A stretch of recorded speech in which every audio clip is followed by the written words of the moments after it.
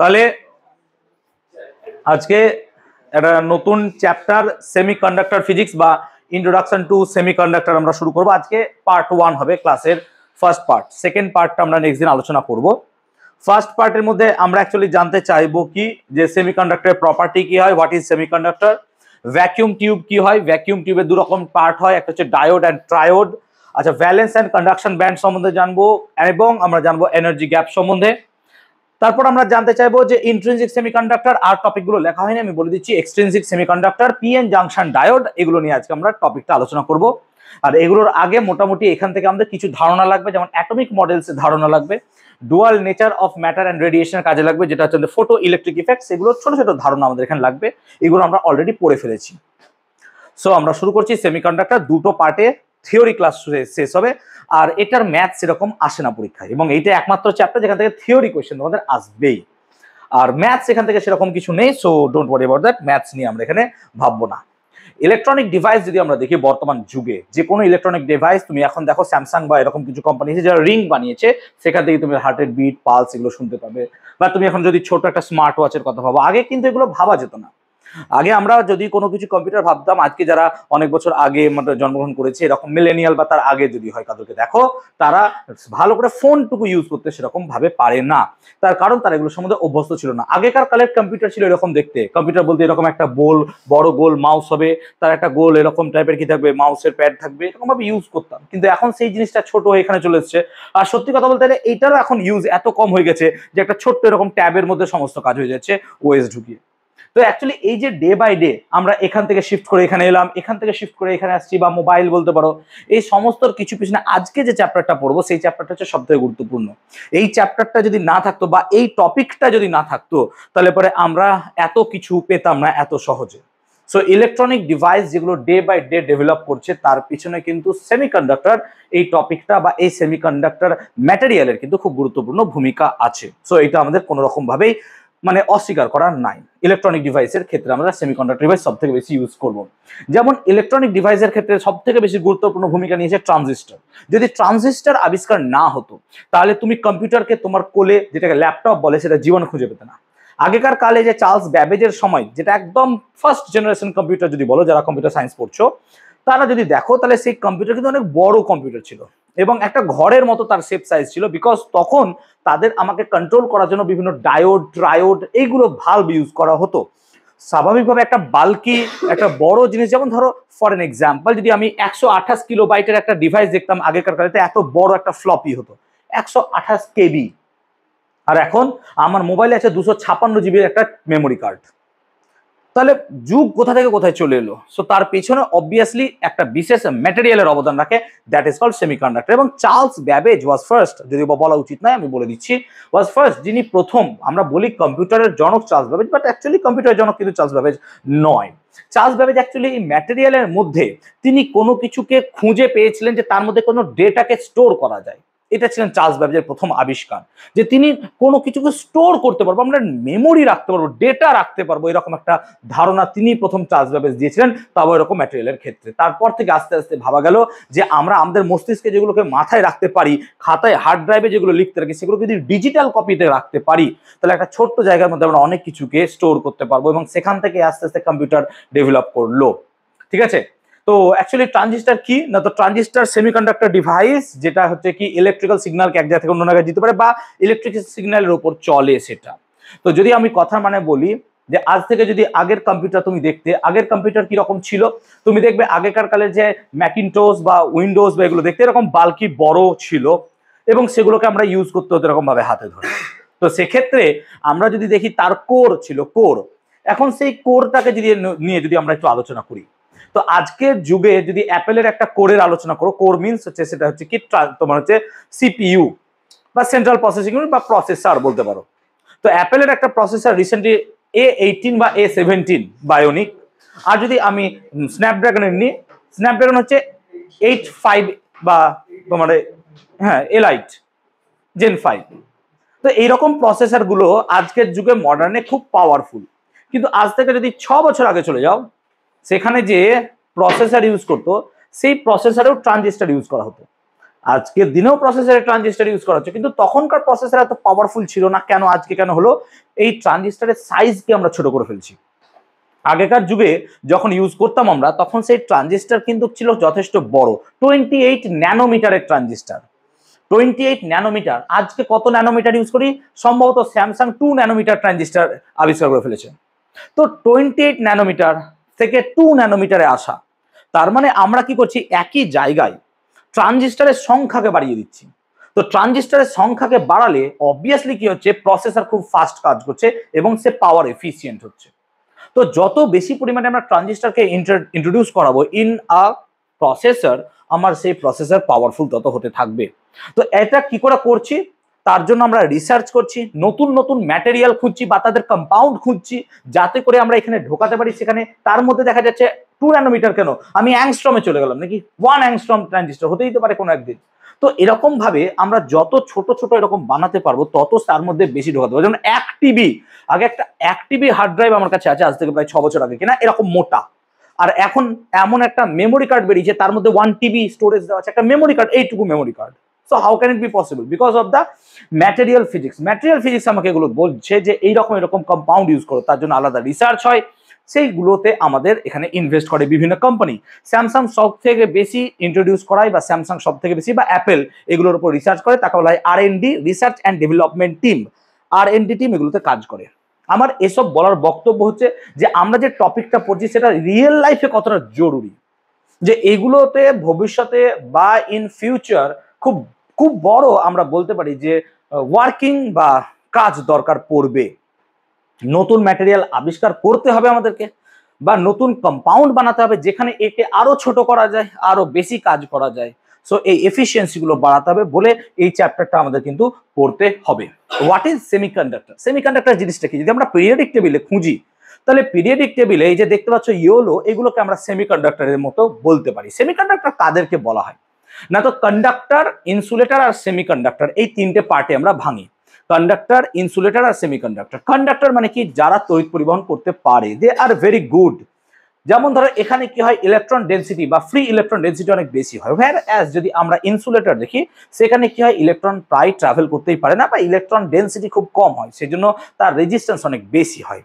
কিন্তু সেমিকন্ডাক্টর হচ্ছে কন্ডাক্টর আর ইনসুলেটরের মাঝের একটা জায়গা। এ খুব বেশি তড়িৎ পরিবহন করতে পারবে না, আবার এমন নয় যে তড়িৎ পরিবহনই করতে পারবে না। এ একটা খুব কম অ্যামাউন্টে তড়িৎ পরিবহন করতে পারবে, সেটা তুমি মাইক্রো অ্যাম্পিয়ার বা মিলি অ্যাম্পিয়ার অর্ডারে ভাবতে পারো। মাইক্রো অ্যাম্পিয়ার বা মিলি অ্যাম্পিয়ার অর্ডারে ভাবতে পারো যে সে কারেন্টকে ফ্লো করাতে পারে। এবং এই কারেন্টটা আমার দরকার পড়ে কোথায়, ছোটখাটো ডিভাইস চালানোর জন্য, যেমন মাইক্রো কম্পিউটার হতে পারে, মোবাইল হতে পারে, যে কোনো কিছু ডিজিটাল ছোটখাটো সার্কিটের ক্ষেত্রে আমাদের এটা দরকার পড়বে। তো সেই জন্য সেমিকন্ডাক্টর নিয়ে পড়াশোনা আমাদের খুব দরকার। Semiconductor are some materials which have a conductivity between conductors and insulator. Conductor আর insulator মাঝামাঝি কন্ডাক্টিভিটি যাদের আছে তাদেরকে আমরা বলছি সেমিকন্ডাক্টর, তারা হচ্ছে সেমিকন্ডাক্টর। এখানে তুমি দেখতে পাচ্ছ, বাট আমরা নুন যেটা সব থেকে বেশি পরিচিত সেটা হচ্ছে সিলিকন অ্যান্ড জার্মেনিয়াম। এই দুটো হচ্ছে সব থেকে ভালো, যেটা ইউজফুল হয়। বাকি এদের মধ্যে কিছু প্রপার্টি থাকলেও সিলিকন জার্মেনিয়ামের মতো নয়। সিলিকন জার্মেনিয়ামের প্রপার্টি একদম খুব ভালোভাবে কাজ করে, বাট এগুলোর মধ্যে সামান্য প্রপার্টিজ দেখা যেতে পারে। তো সেমিকন্ডাক্টর প্রপার্টি অনেক রকম হতে পারে, তো প্রপার্টি নিয়ে আমরা আলোচনা করি। তো বলছে কি, এর মধ্যে কি হচ্ছে যে নাম্বার অফ চার্জ ক্যারিয়ার, এটাকে আমরা কন্ট্রোল করতে পারি। কন্ট্রোল করতে পারি বিভিন্ন প্রভাবক বা বিভিন্ন বাইরের কোনো সিচুয়েশন দিয়ে। এক্সাম্পল দিতে পারি, যেমন ধর টেম্পারেচার, আমরা খুব ওয়েল মানে কন্ট্রোল করতে পারি বাই টেম্পারেচার। এখানে যে ইলেকট্রন আছে আমরা পরে পড়বো, আর একটা মানে ক্যারিয়ার পাবো, দ্যাটস কল্ড হোল, আমরা একটু পরে পাবো। সো এই ইলেকট্রন হোল এগুলোকে দিয়ে আমরা এর কন্ডাকশনটাকে কি করতে পারবো না, তো কন্ট্রোল করতে পারবো। এবার কন্ট্রোল করতে পারলে কি হবে, কখন আমি কতটা কারেন্ট চাইছি না চাইছি এটা এ নিজেই ডিসাইড করতে পারবে। সেই জন্য ট্রানজিস্টর বানানোর জন্য এটা সব থেকে বেশি গুরুত্বপূর্ণ হয়ে ওঠে। তো আমরা কি করছি, এখানে চার্জ ক্যারিয়ার যেটা দরকার, যেমন ধরো একটা যদি কন্ডাক্টর না হয় তামা, তামার ক্ষেত্রে চার্জ ক্যারিয়ার কি স্যার, ইলেকট্রন, এবং সেখানে নাম্বার অফ ইলেকট্রন বা ফ্রি ইলেকট্রন কিন্তু ফিক্সড, ওর থেকে কম হবে না বেশি হবে না, খুব কম রেয়ার হতে পারে। কিন্তু এখানে কি হবে, হিউজ চেঞ্জেস আমরা দেখতে পাবো, একটু পরে পড়াচ্ছি, ঠিক আছে।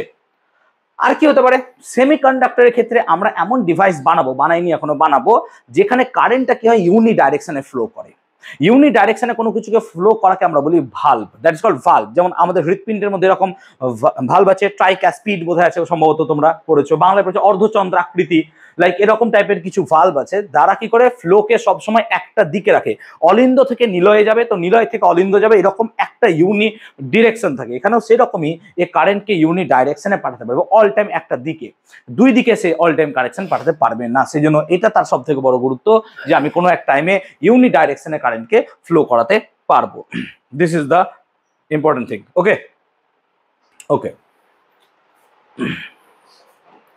এবার আমরা পড়বো ভ্যাকুয়াম টিউব।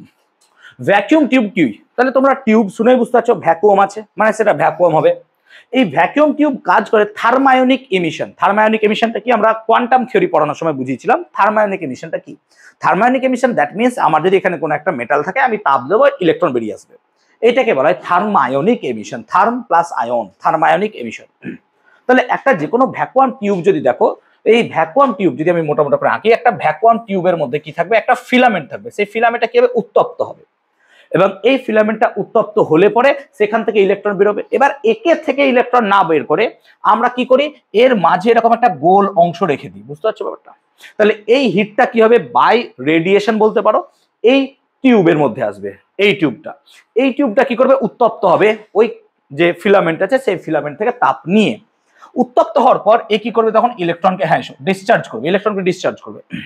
এবার ইলেকট্রন ডিসচার্জ করলে ইলেকট্রন তো পালিয়ে যাবে, তো ইলেকট্রন যাতে না পালায় সেজন্য আর একটা টিউব আমি মাঝে রাখবো যে কি করবে? ইলেকট্রনগুলোকে ধরবে। তার মানে বেসিক্যালি একটা ভ্যাকুয়াম টিউব কাজ করবে কিভাবে? না তো স্যার একটা থাকবে ক্যাথোড যে কি করবে? থার্মায়োনিক পদ্ধতিতে ইলেকট্রন বার করবে, আর একটা কি থাকবে স্যার? অ্যানোড যে কি করবে? ওই থার্মায়োনিক ইলেকট্রনগুলোকে ধরবে, যেমন আমাদের ফটো ইলেকট্রিক ইফেক্টে ছিল। তাহলে এখানে ফ্লো দেখো সব সময় ক্যাথোড টু অ্যানোডে অলওয়েজ কি করবে? ইলেকট্রন ফ্লো করবে। তাহলে আমরা বলতে পারি কারেন্ট ফ্লো করবে অ্যানোড টু ক্যাথোডে। এখানে ডাইরেকশন কোনোদিন চেঞ্জই হবে না। কেন ডাইরেকশন চেঞ্জ হবে না? বিকজ কখনো এ গরম হবেও না আর এর থেকে ইলেকট্রন বেরোবেও না। নর্মালি আমরা যদি কোনো একটা ইলেকট্রনকে দেখি বা একটা মেটালকে দেখি, মেটালের ওপর যদি আমরা লাইট ফেলি, তাহলে সেই মেটালের ওপর লাইট ফেললে পরে সেই মেটাল থেকে কিছু ইলেকট্রন বেরোয়, কিন্তু বেরিয়ে ইলেকট্রন যে হু হু করে পালিয়ে যাবে তার কোনো মানে না। ইলেকট্রন অনেক সময় কি হয়? সেই মেটালের আশেপাশেই আবদ্ধ থাকে, এটাকে বলা হয় স্পেস চার্জ। আমরা আগেও আলোচনা একবার করেছিলাম সম্ভবত, যে যদি ইলেকট্রন অ্যানোডে না পৌঁছাতে পারে, ওই ক্যাথোডের আশেপাশেই থাকে, তাকে স্পেস চার্জ বলে, because the charge is floating on the space, স্পেসের মধ্যে ভাসছে। কনসিডার করো এটা একটা কি হতে পারে? আমাদের ক্যাথোড হতে পারে। এবার ক্যাথোড কি করছে? এখানে ধরো আমি গরম দিলাম, ফু দিলাম, গরম আগুন দিলাম, কিছু একটা হাওয়া দিলাম, যে এখান থেকে কিছু ইলেকট্রন বেরোলো, কিন্তু ইলেকট্রনটা বেরিয়ে কোথাও যেতে পারলো না, এই কাছাকাছি ঘুরছে বা থাকছে, স্পেসে আছে। সো এটাকে বলছি আমরা স্পেস চার্জ।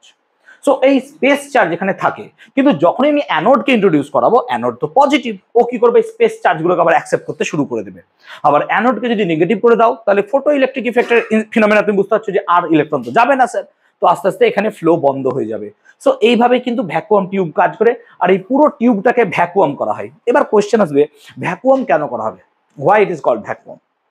ভ্যাকুয়াম এই কারণে করা হয়, ইলেকট্রন তো পার্টিকেল, আর তার মধ্যে যদি অক্সিজেন, ইলেকট্রন বা নাইট্রোজেন এরকম গ্যাস ভরে দাও, একটা প্রবাবিলিটি থাকবে যে ইলেকট্রনগুলো ওই অক্সিজেনের সাথে কলিশন করবে। কলিশন করলে ইলেকট্রনগুলো কি হবে? এনার্জি লস করবে, ঠিক বলছি তো? এবার এনার্জি লস করলে কি হবে? ইলেকট্রন এখানে পৌঁছাতে পারবে না। আর আমার টার্গেটই কি? টার্গেটই ম্যাক্সিমাম ইলেকট্রন এখানে যেতে পৌঁছায়। তাহলে এই ক্ষেত্রে যদি আমরা কোনো এখানে অ্যামাউন্ট অফ গ্যাসেস ইন্ট্রোডিউস করাই, তাহলে পরে কলিশনের ফলে ইলেকট্রনগুলো কি হতে পারে? আমাদের এনার্জি লস হতে পারে। আমরা চাই না এনার্জি লস হোক, এনার্জি যাতে করে লস না হয়, সেই কারণে আমরা এখানে কোনো ভ্যাকুয়াম রাখবো, কোনো গ্যাসকে ইন্ট্রোডিউস করাবো না। এইটা হচ্ছে সিম্পল ভ্যাকুয়াম টিউব। এই ভ্যাকুয়াম টিউব ইউনি ডাইরেকশনের ক্ষেত্রে কাজে লাগাতো, এবং মাথায় রাখবে যে ফার্স্ট জেনারেশন যে প্রথম দিকের কম্পিউটার ছিল, তখন কিন্তু এই ভ্যাকুয়াম টিউব দিয়েই আমরা মোটামুটি কম্পিউটার বানাতে সক্ষম হয়েছিলাম। ক্লিয়ার হয়েছে? So this is all about, আমরা বুঝতে পারলাম। সো মাথায় রাখবি যে ইলেকট্রনের ডাইরেকশন কোন দিকে যাবে? Cathode to anode. তাহলে কারেন্টের ডাইরেকশন উল্টো হবে, অ্যানোড টু ক্যাথোড, এবং এটা ইউনি ডাইরেকশন হবে। ভ্যাকুয়াম টিউব কিন্তু এইভাবেই কাজ করে। সো ভ্যাকুয়াম টিউবের মোটামুটি কার্যকলাপ এরকম হবে, তোমাদের ডায়াগ্রাম দেওয়া আছে, ডায়াগ্রামে তোমরা সেটা দেখতে পারো যে একটা ফিলামেন্ট আছে, হিটার আছে, সেখান থেকে কি হচ্ছে? তাপ আছে, এ কি করছে? ক্যাথোড, সে তাপ নিচ্ছে, ইলেকট্রন বার করছে, অ্যানোড ইলেকট্রন অ্যাবসর্ব করছে। তাহলে এখান থেকে কি হবে? ইলেকট্রন গুলো এদিকে চলে যাবে, একটা ইউনি ডাইরেকশন কারেন্ট আমরা এখান থেকে ফ্লো পেতে পারবো। তো এইভাবে মোটামুটি আমাদের চলবে। ভ্যাকুয়াম টিউবের ডিসঅ্যাডভান্টেজ কি? অ্যাডভান্টেজ একটা আছে যে স্যার ইউনি ডাইরেকশনে কারেন্ট কেউ ফ্লো করাতে পারবে, কিন্তু এমন নয় যে বিশাল বড় অ্যামাউন্টের কারেন্ট কেউ ফ্লো করাতে পারবে। ভেবো না যে এরকম অ্যাম্পিয়ার, বড় অ্যাম্পিয়ার এরকম পারবে না, ও মোটামুটি একটা কারেন্টকে ফ্লো করাতে পারবে, কিন্তু তার কিছু ডিসঅ্যাডভান্টেজও আছে। ডিসঅ্যাডভান্টেজ হচ্ছে বাল্কি ইন সাইজ, আগেই বললাম সাইজে বড় ছিল। এগুলো সাইজ বড় ছিল বলে স্বাভাবিকভাবে তোমার যে ফার্স্ট জেনারেশন কম্পিউটার ছিল সেটাও কি ছিল, সাইজে বড় হয়ে গেছিল। একটা তুমি টিউব বানাচ্ছ, টিউবের সাইজ এরকম বড় বড় হবে, সো এগুলো সাইজে বড় ছিল।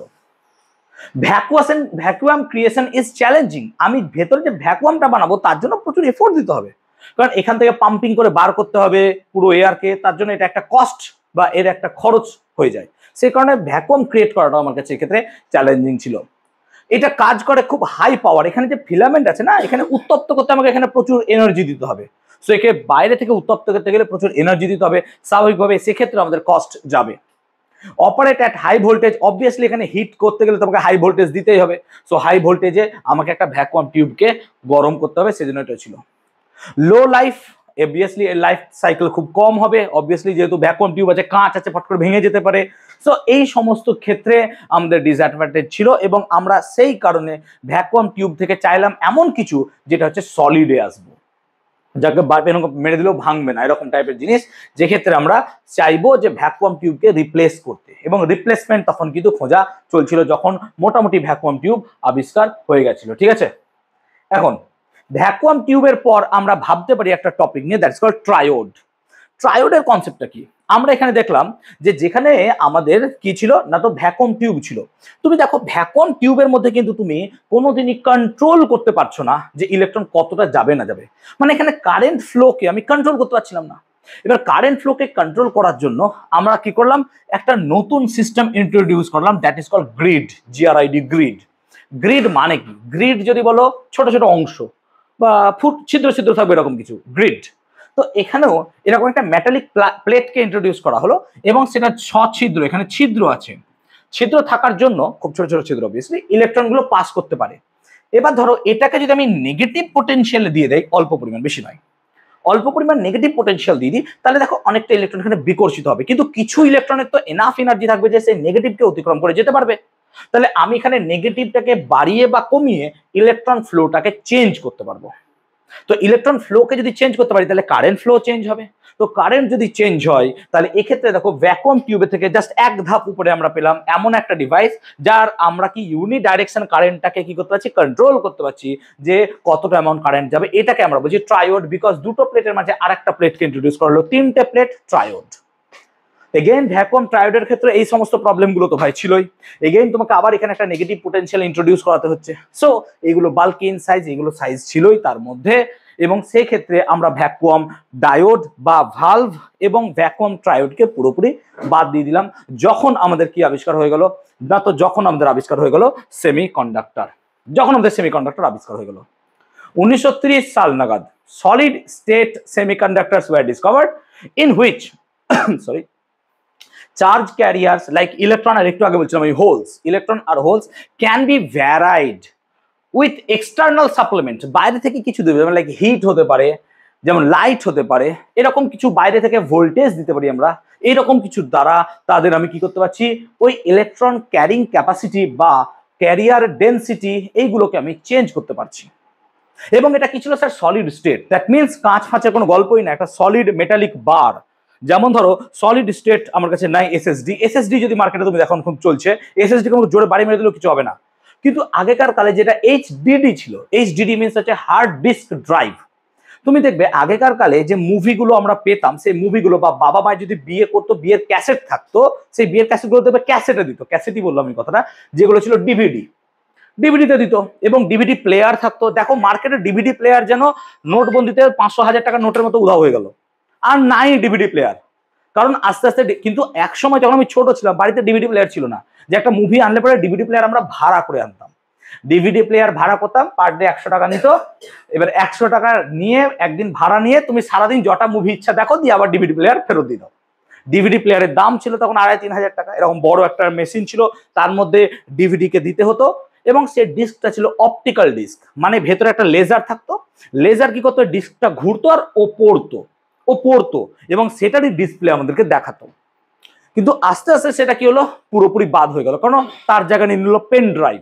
এখন কি হলো, মোবাইল দিয়ে পেন ড্রাইভ দিয়ে ইন্ট্রোডিউস করা খুব সহজ হয়ে গেল। আর পেন ড্রাইভ যেহেতু কি হচ্ছে, ভাঙছে না, ডিভিডি কি পড়লো, ক্র্যাক হয়ে গেল, বাস ভেঙে গেল, একটা রকম করে দাগ পড়ে গেল, বাদ হয়ে গেল। কিন্তু পেন ড্রাইভকে বাড়ি মারছো, এ করছো, ও ভাঙছে না, কারণ সলিড তো। খুব রেয়ারলি যদি সার্কিটে কোনো জল টল বা এরকম কিছু না পড়ে যায় তাহলে সেই সার্কিট খুব ভালো থাকলো, সো অবভিয়াসলি হয়ে গেল। তার থেকেও ভালো হলো কি মেমোরি কার্ড, যেটাকে আমরা পাতি ভাষায় চিপ বলি, অ্যাকচুয়ালি চিপ নয়, হ্যাঁ চিপ বলে কোনো কিছু নয়, মেমোরি কার্ড। সো সেই মেমোরি কার্ড আমরা ইউজ করছি।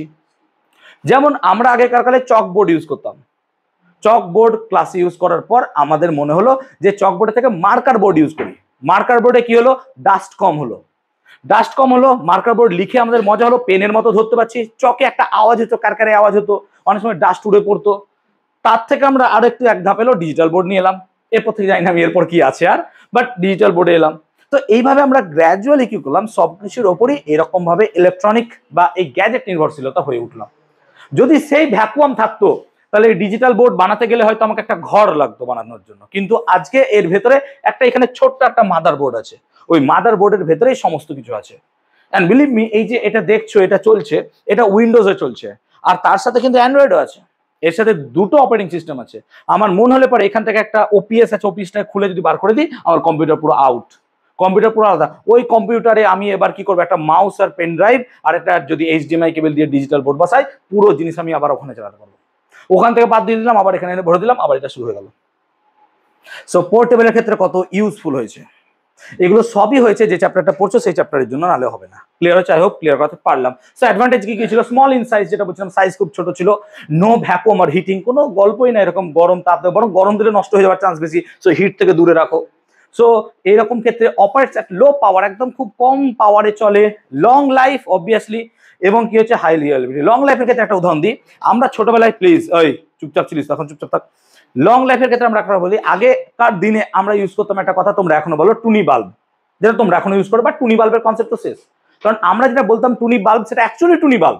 কারণ টুনি বাল্বের কনসেপ্টটা ছিল এরকম ত্রিকোণা থাকতে পারতো, এখানে একটা ফিলামেন্ট থাকতো, ওই ফিলামেন্টটা জ্বলতো নিভতো আর এটা লাইট দিত, এটা টুনি বাল্ব অ্যাকচুয়ালি। কিন্তু আজকে যেটা তুমি ইউজ করো এটা তো হচ্ছে তোমার কি এলইডি, এটা তো বাল্ব নয়, it is LED. There is মানে এটা পুরো আলাদা। যেমন আমি দোকানে গিয়ে যদি টুনি বাল্ব, তাহলে আমাকে এইটা দেবে টুনি বাল্ব, যদিও বা এটা নাই, মার্কেট থেকে উধাও হয়ে গেছে, এটাই দিবে এখনো, বাট এটা এলইডি। তো এখান থেকে এখানে শিফট করলাম, এটা কি হতো, একদিন কিনলাম, দুদিন চালানোর পর এটা খারাপ হয়ে যেত, আমাকে কি করতে হতো, বাল্বগুলোকে হোল্ডার ছিল তো, হোল্ডার দিয়ে চেঞ্জ করতে হতো। যদি বাবাকে জিজ্ঞেস করো তাহলে যদি দেখবে পারবে বলতে, আমাদের সময় এটাই ছিল ছোটবেলায়। কিন্তু এখন এলইডি কি, এটা খারাপ তো এই খারাপ, অন্যগুলো ঠিক জ্বলছে, কোনো ব্যাপারই নাই। কিন্তু এক্ষেত্রে হতো না, এক্ষেত্রে একটা বাল্ব বন্ধ মানে এর রেসপেক্টে যতগুলো বাল্ব কানেক্টেড আছে সব বন্ধ হয়ে যাবে। তো এক্ষেত্রে এখান থেকে এটা সুবিধা কি হলো, এখানে জল বাতাস পুরো নষ্ট হয়ে যেত, ই হবেই না। সো আমরা এক্ষেত্রে এখানে অ্যাডভান্টেজটা পেলাম। তাহলে এক্ষেত্রে এই অ্যাডভান্টেজগুলো আমরা লং লাইফের ক্ষেত্রে পেলাম। দেখবে একটা এলইডি যদি এরকম করে কিনে নাও তাহলে অনেক দিন পরে সেটা চলবে। সো সেমিকন্ডাক্টরকে ইন্ট্রোডিউস করা এখানে অবভিয়াসলি হেল্পফুল হলো, যেটা আমাদের নর্মালি ভ্যাকুয়াম টিউব বা ট্রায়োড দিয়ে হচ্ছিল না। Examples of semiconductor, semiconductor example কি কি হতে পারে, যেমন ধরো এলিমেন্টাল যেগুলো এলিমেন্ট, সিলিকন জার্মেনিয়াম বলছিলাম আমি, আরো দু একটা আছে, বাট সিলিকন জার্মেনিয়ামকে তুমি প্রায়োরিটি ধরো, যে সিলিকন আর জার্মেনিয়াম হচ্ছে সব থেকে বেস্ট। এছাড়াও কি হতে পারে, কম্পাউন্ড হতে পারে, যেটা তুমি এলইডি তে ইউজ করছো, আমাদের টিউবলাইটে এলইডি আছে সেগুলোতে চলছে, এটার নাম হচ্ছে গ্যালিয়াম আর্সেনাইড বা গ্যালিয়াম ফসফাইড। গ্যালিয়াম আর্সেনাইড হয়, তার সাথে গ্যালিয়াম ফসফাইড হয়, এই দুটো ইউজ করি আমরা ম্যাক্সিমাম ক্ষেত্রে। তাছাড়াও ইন্ডিয়াম ফসফাইড ইউজ করা হয়, ক্যাডমিয়াম সালফাইড ইউজ করা হয়, এগুলো ইউজ করা হয়, বাট সব থেকে ব্রডলি ইউজ করা হয় গ্যালিয়াম আর্সেনাইড আর গ্যালিয়াম ফসফাইড, এগুলো হচ্ছে কম্পাউন্ড মিলিয়ে তৈরি করা হয়েছে। এছাড়া হচ্ছে কি কম্পাউন্ড সেমিকন্ডাক্টরস অর্গানিক, যেগুলো হচ্ছে অর্গানিক, যেমন ধরো অ্যান্থ্রাসিন হতে পারে, আর যদি তুমি অর্গানিক পলিমার ভাবো, পলিপাইরোল হতে পারে, দেখো পলিপাইরোল থাকবে, ঠিক আছে, পলি অ্যানিলিন থাকবে, পলিথায়োফিন থাকবে। সো এগুলো হচ্ছে মোটামুটি আমাদের বিভিন্ন রেঞ্জের আমাদের সেমিকন্ডাক্টর। এই সেমিকন্ডাক্টর আরো অনেক আছে। এবার এগুলোর ওপর কি দিন দিন আবিষ্কার হয়ে নতুন নতুন আসছে, নতুন নতুন আবিষ্কার হচ্ছে বলেই তো আমরা ভ্যারিয়েশন অফ নতুন এলইডিস পাচ্ছি। যদি এলইডি দেখো, এলইডি লাইট লাল সবুজ আবিষ্কার হয়ে গেছিল, ব্লু এলইডি আবিষ্কার হচ্ছিল না, ব্লু এলইডির যে ফ্রিকোয়েন্সি, সেই ফ্রিকোয়েন্সি ভোল্টেজের সাথে ম্যাচ করছিল না, পাওয়া যাচ্ছিল না। কিন্তু খুব রিসেন্ট মানে আমার সালটা জানা নেই, হ্যাঁ ঠিক আছে, গ্রিন আর রেড এলইডি আবিষ্কার হওয়ার অনেক বছর পর ব্লু এলইডি আবিষ্কার হলো। যখনই ব্লু এলইডি আবিষ্কার হলো তখনই তাকে নোবেল দেওয়া হলো, কারণ ব্লু এলইডি আবিষ্কারই হচ্ছিল না। আর যখনই RGB লাইট পেয়ে গেলে, রেড গ্রিন ব্লু, মানে তুমি স্পেকট্রামের সমস্ত লাইট পেয়ে গেলে। সেই জন্য ব্লু এলইডিটা খুব দরকার ছিল সেই মোমেন্টে। তাহলে আস্তে আস্তে আবিষ্কার হচ্ছে, কোনো একদিন তোমাদের মধ্যে থেকে কেউ আছে যে নতুন একটা হয়তো সেমিকন্ডাক্টর কম্পাউন্ড বানাবে, যে এখান থেকে নতুন একটা কিছু পাবে, হতেই পারে, না হওয়ার কিছু নাই, এর উপর রিসার্চ করছে। আমি যখন রিসার্চ করছিলাম ম্যাটেরিয়াল ফিজিক্সের উপরই করতাম, আমারও হয়তো এইদিকেই যেতে হতো, আমাকে হয়তো এইদিকে যেতে হতো, আমার হয়তো কন্ডেন্স ম্যাটার ফিজিক্সের উপর ছিল সিএমপি, মেবি ওইদিকে যেতে হতো বা অন্য কোনো জায়গায় যেতে পারতাম। রিসার্চ তো এক আবিষ্কার থেকে আরেকটা আবিষ্কার হয়ে যেতে পারে, রিসার্চ মানে তুমি আবিষ্কারই করবে অ্যাকচুয়ালি, ঠিক আছে। আই হোপ ক্লিয়ার করাতে পারলাম যে সেমিকন্ডাক্টরগুলো কিরকম টাইপের হতে পারে। ওকে, তাহলে আমরা সেমিকন্ডাক্টরের রেজিস্টিভিটি আর কন্ডাক্টিভিটির একটা কম্প্যারিজন চার্ট নিয়ে নিই, যেটা হচ্ছে কন্ডাক্টর, সেমিকন্ডাক্টর আর কি ক্ষেত্রে, ইনসুলেটরের ক্ষেত্রে। তো দেখতে পাচ্ছ কন্ডাক্টরের ক্ষেত্রে রেজিস্টিভিটি কত হয়, খুব কম হয়, 10⁻⁻⁻ ওম মিটার আর 10⁻⁸ ওম মিটার। তার মানে কন্ডাক্টিভিটি কত হবে না, তো রেজিস্টিভিটির অনন্যক বা রেসিপ্রোকালকে কন্ডাক্টিভিটি বলে, বা উল্টে দাও, তাহলে এটা হচ্ছে তার কন্ডাক্টিভিটি। আবার ইনসুলেটরের দেখো বিশাল বড় অর্ডারে, দেখতে পাচ্ছ, মানে এ যেখানে মাইনাস অর্ডারে পাওয়ার আছে, এতে প্লাস পাওয়ার, তবে 10-এর উপর 11 থেকে 19 এই অর্ডারে চলছে। তাহলে স্বাভাবিকভাবে এই কন্ডাক্টিভিটি একদমই কম। কিন্তু যে আমরা সেমিকন্ডাক্টরের ক্ষেত্রে দেখি, সো সেমিকন্ডাক্টরের ক্ষেত্রে দেখবো আমরা এটা মিডিয়াম রেঞ্জে আছে, তার মানে এর কন্ডাক্টিভিটি দেখো মিডিয়াম রেঞ্জে বসে আছে। সো আমাদের এই জায়গাটাকেই কাজে লাগাতে হবে, যাতে করে আমরা খুব স্মল অ্যামাউন্ট অফ কারেন্ট কোনো একটা স্মল সার্কিটের মধ্যে পাঠাতে পারি, এবং সেক্ষেত্রে আমরা সেই জায়গায় কোনো ডেটাকে রাখতে পারি। যেমন তোমরা যদি কম্পিউটার সায়েন্স নিয়ে পড়ো, ফ্লিপ ফ্লপ এরকম একটা জায়গা আছে, ফ্লিপ ফ্লপ পড়েছো কিনা আমি ঠিক জানি না। ফ্লিপ ফ্লপের মধ্যে এরকম ডিজিটাল ডেটাকে টগল করা যায় এবং সেখানে তুমি ডেটাকে স্টোর করতে পারো। সম্ভবত আমার বহুকাল আগে পড়েছি কম্পিউটার, মনে নেই আমার এই মুহূর্তে। ওকে, তাহলে এত দূর হতে পারলাম মোটামুটি। এবার আমরা এনার্জি লেভেল বা ব্যান্ড থিওরি পড়বো। এনার্জি লেভেল থিওরি বা ব্যান্ড থিওরি পড়বো কার ক্ষেত্রে পড়ছি, আমরা আগে সেমিকন্ডাক্টর ডিভাইসের ক্ষেত্রে আগে পড়ি। যদি বোরের অ্যাটমিক মডেল দেখি, তাহলে বোরের অ্যাটমিক মডেল অনুযায়ী ইলেকট্রনগুলো সার্কুলার অরবাইটে ঘুরছিল, এবং সেক্ষেত্রে কি হচ্ছে, n = 1 2 3 4 5 বিভিন্ন অরবাইটে ঘুরছিল, মাঝে কোনো ইলেকট্রন থাকবে না, কোয়ান্টাইজড ছিল।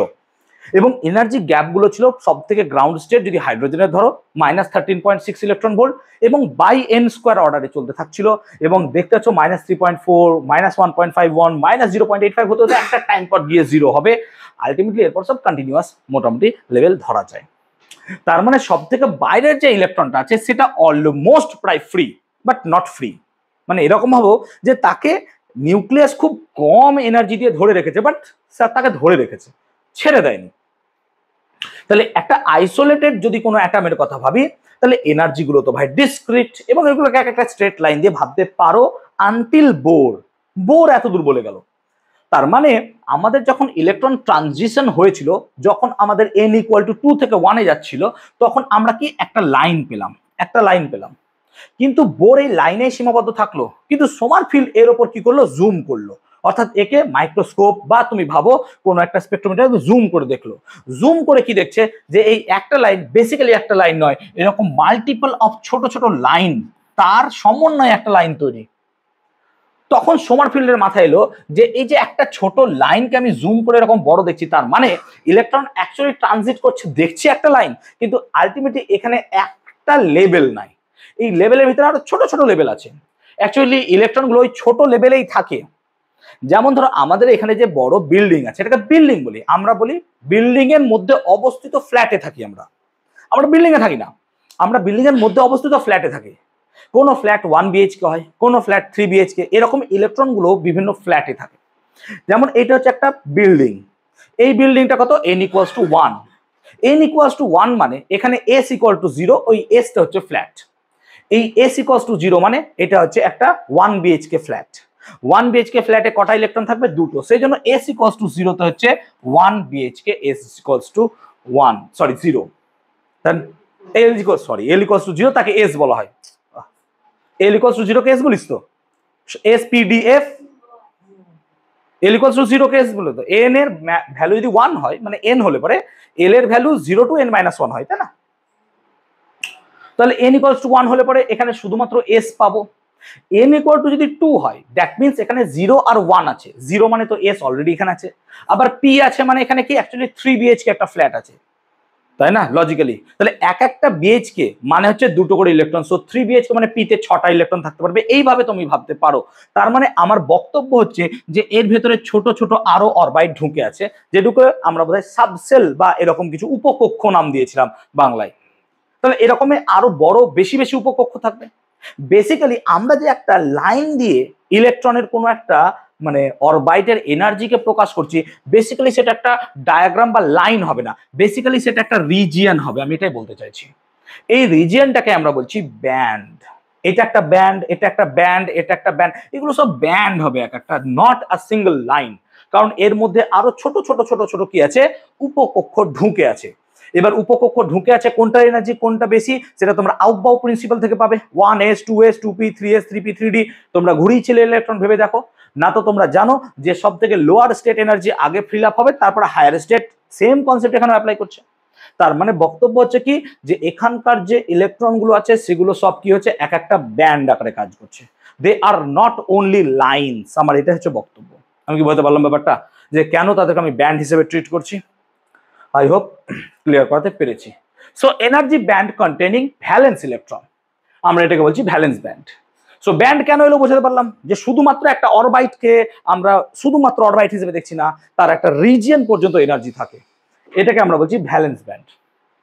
ভ্যালেন্স মানে জানো, বাইরের কক্ষপথ থেকে electron. So valence band means বাইরের কক্ষটাকে আমরা বলছি ভ্যালেন্স ব্যান্ড, একদম বাইরের। যেমন ধরো কার্বনের ক্ষেত্রে যদি সব থেকে বাইরের কক্ষপথ দেখো, তাহলে কার্বন 2 4 4 মানে হচ্ছে এল। সো এল অরবাইট হচ্ছে তার সব থেকে বাইরের কক্ষ, এবং সেটাই ভ্যালেন্স, সেটা হচ্ছে তার ভ্যালেন্স ব্যান্ড। এবং ভ্যালেন্স ব্যান্ডে তার কটা ইলেকট্রন থাকে, স্যার 4টে থাকে।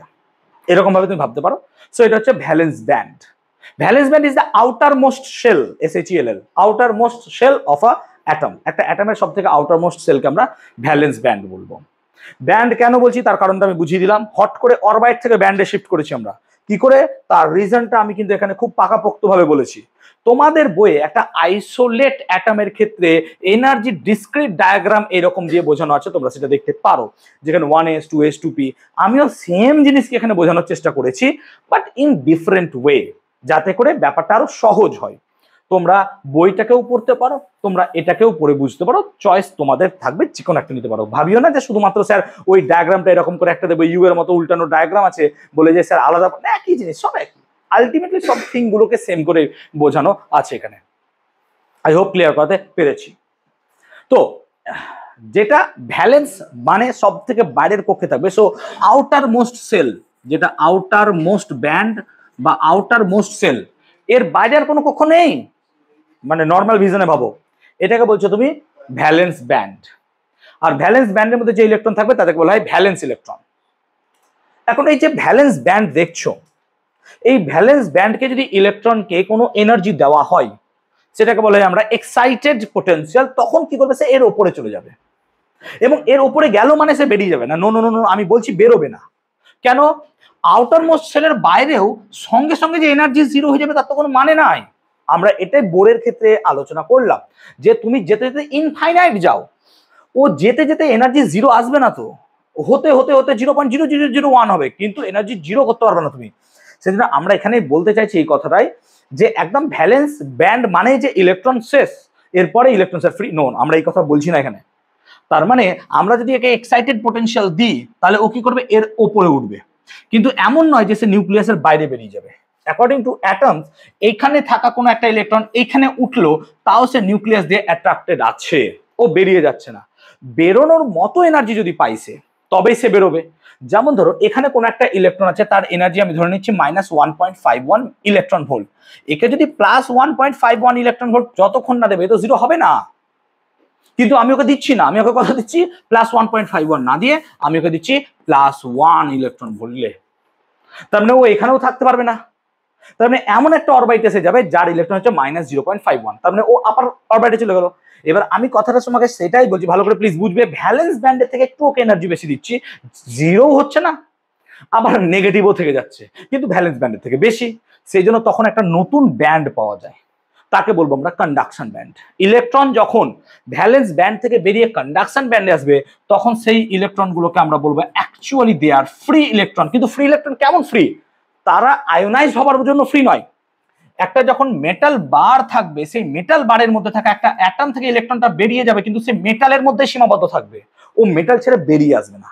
মেটাল ছেড়ে বেরিয়ে আসবে তখনই যখন তার এনার্জি কত হবে, জিরো। প্রচুর বোঝাচ্ছি বাবা, বোঝো। হ্যাঁ, আমি কোন জায়গা থেকে বোঝাচ্ছি তুমি চিন্তা করতে, গ্রাস রুট থেকে বোঝাচ্ছি, বোঝো জিনিসগুলো। তাহলে ও বেরিয়ে যেতে পারবে না।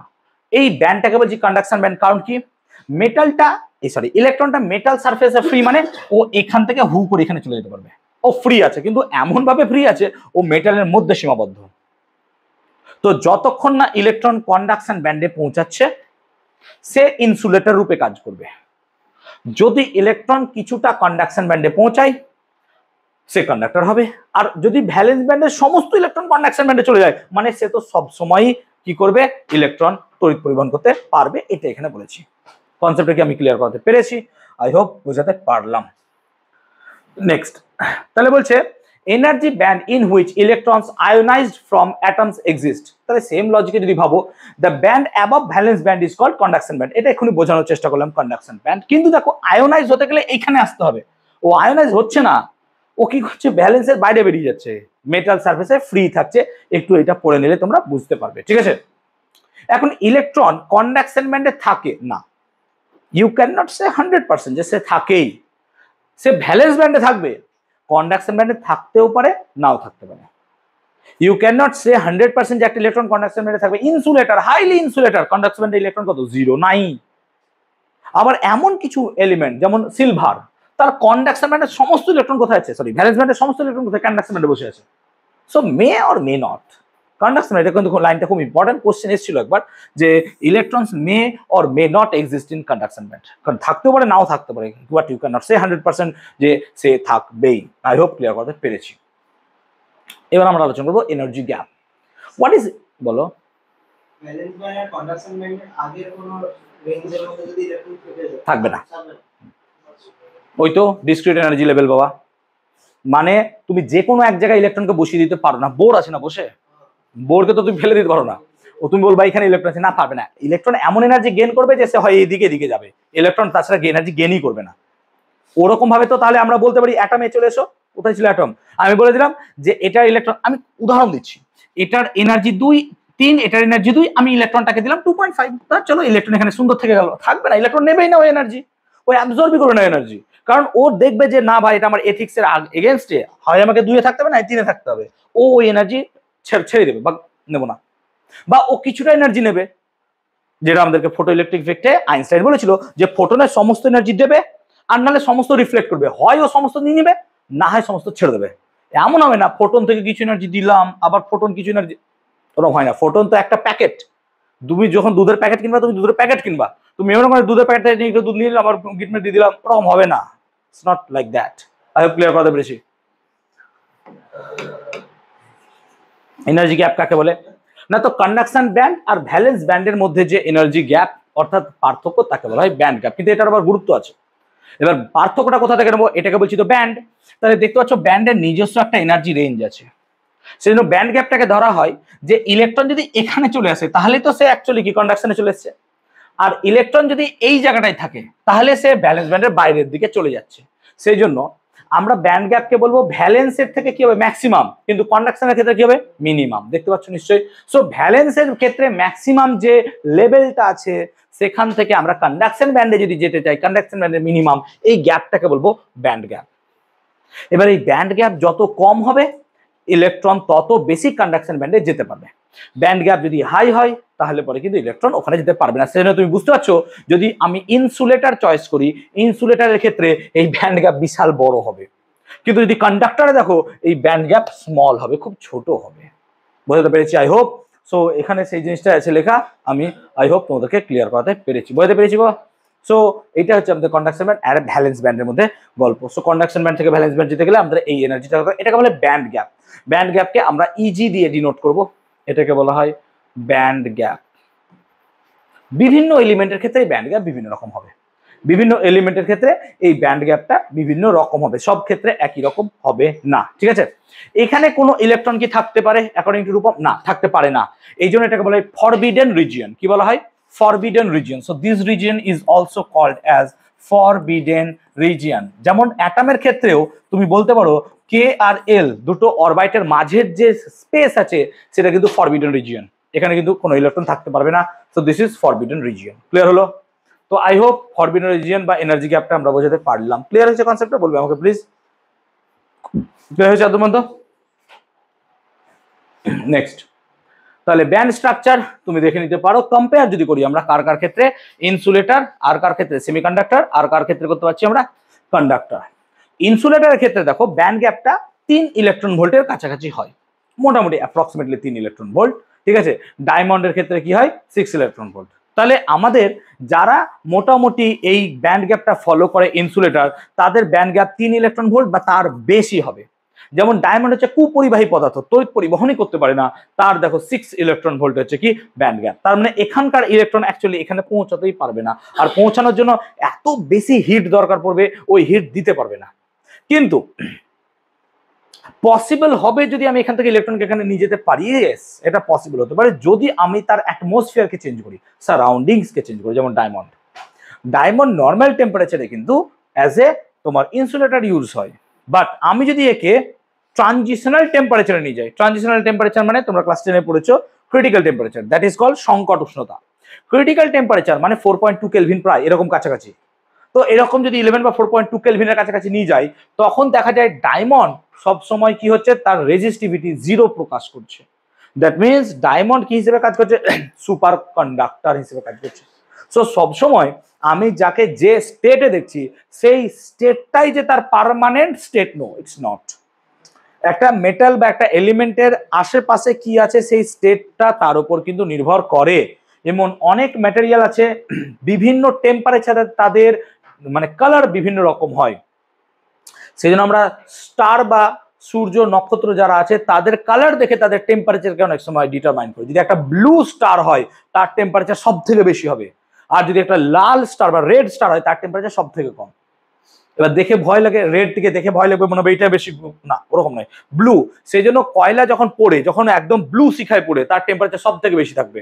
কিন্তু যখন শেষের দিকে তখন দেখবে লাল গনগনে আছে, ওর টেম্পারেচার অনেক কম হবে, ব্লু শিখায় বেশি টেম্পারেচার হয়। স্বাভাবিক, তার কারণ কি, E equal to H new, blue এর নিউ ফ্রিকোয়েন্সি কি হচ্ছে বেশি, তার মানে তার এনার্জি কি হবে, অবভিয়াসলি বেশি হবে, এইচ বিং এ কনস্ট্যান্ট।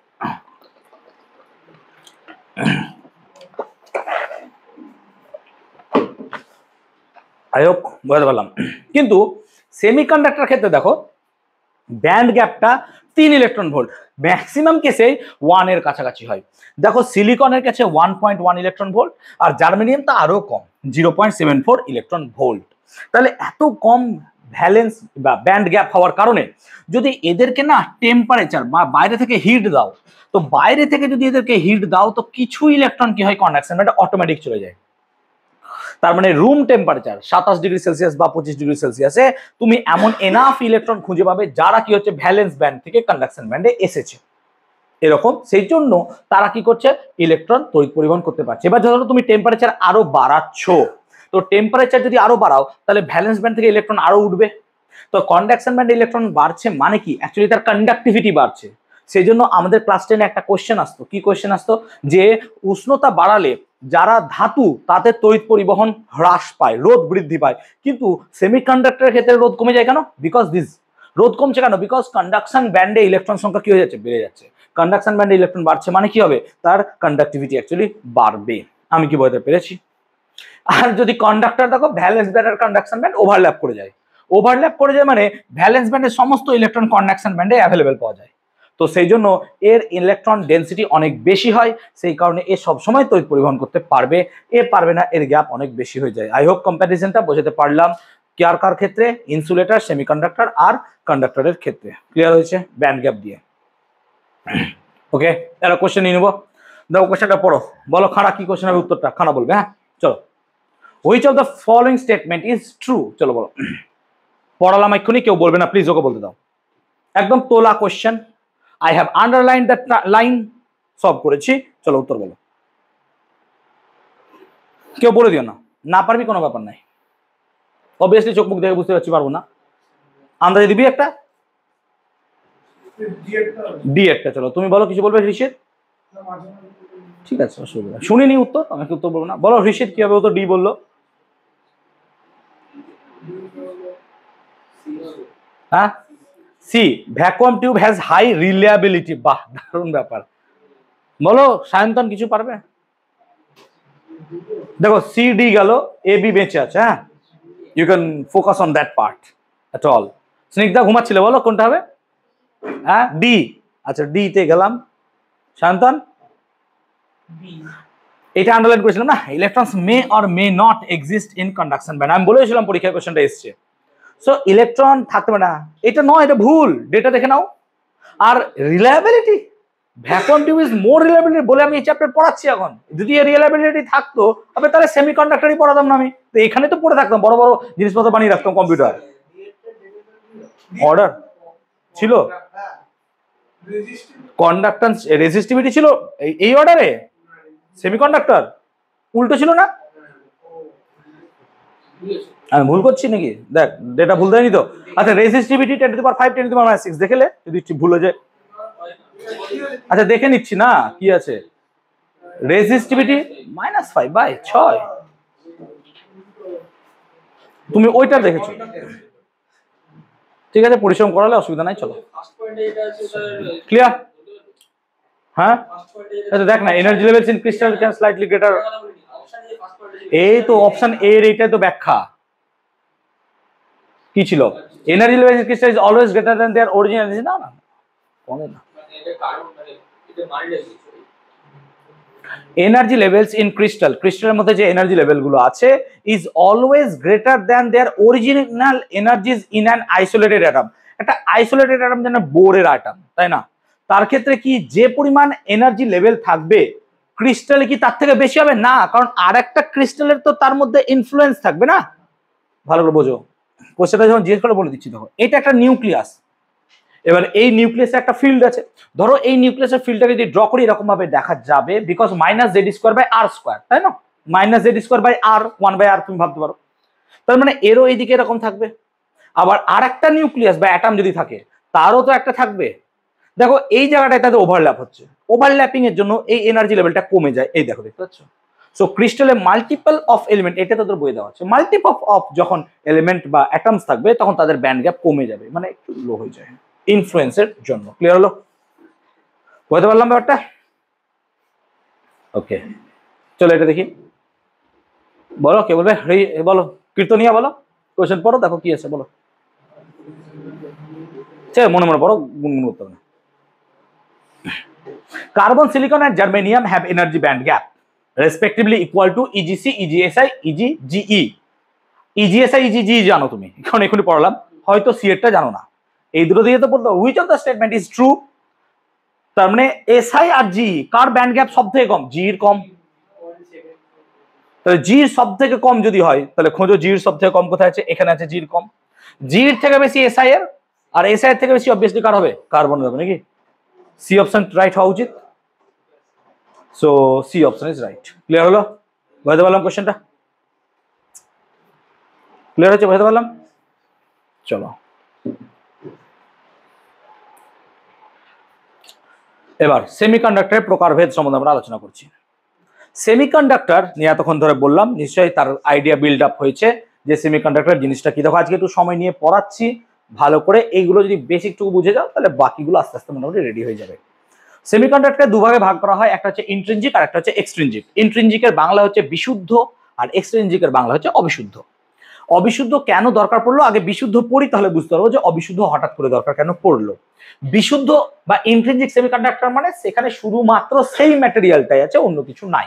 উদাহরণ দিচ্ছি, যেমন ধরো আমাকে একটা দেওয়া হলো সিলিকন বার, সিলিকন একটা বার দিলাম, মানে সিলিকন দিয়ে তৈরি একটা চকলেট বার যেমন হয় এরকম বার। এই সিলিকন বারের মধ্যে যে সমস্ত ইলেকট্রন আছে সেগুলো সবই সিলিকন আছে, অন্য কোনো এলিমেন্ট এখানে কিন্তু নাই, সেই জন্য এটাকে বলছি ইন্ট্রিনজিক, একদম পিওর সিলিকন, এটা হচ্ছে পিওর। ঠিক আছে, is a pure semiconductor is called as intrinsic semiconductor, এটা পিওর সেমিকন্ডাক্টর, এর মধ্যে কোনো রকমের ভেজাল নাই। একটা সিলিকনের যদি আমরা ব্যান্ড স্ট্রাকচার বা তোমাদের কোভ্যালেন্ট বন্ড স্ট্রাকচার দেখি, তো সিলিকন পরস্পরের সর্বশেষ কক্ষে 4টে করে ইলেকট্রন থাকে। 4টে করে ইলেকট্রন থাকার জন্য যে কোনো একটা সিলিকনকে তুমি চয়েস করো, সে 4টে হাত তৈরি করবে, জানো তোমরা অর্গানিকে, অ্যাকর্ডিং টু কার্বন, বিকজ এটা 14 নম্বর গ্রুপে আছে।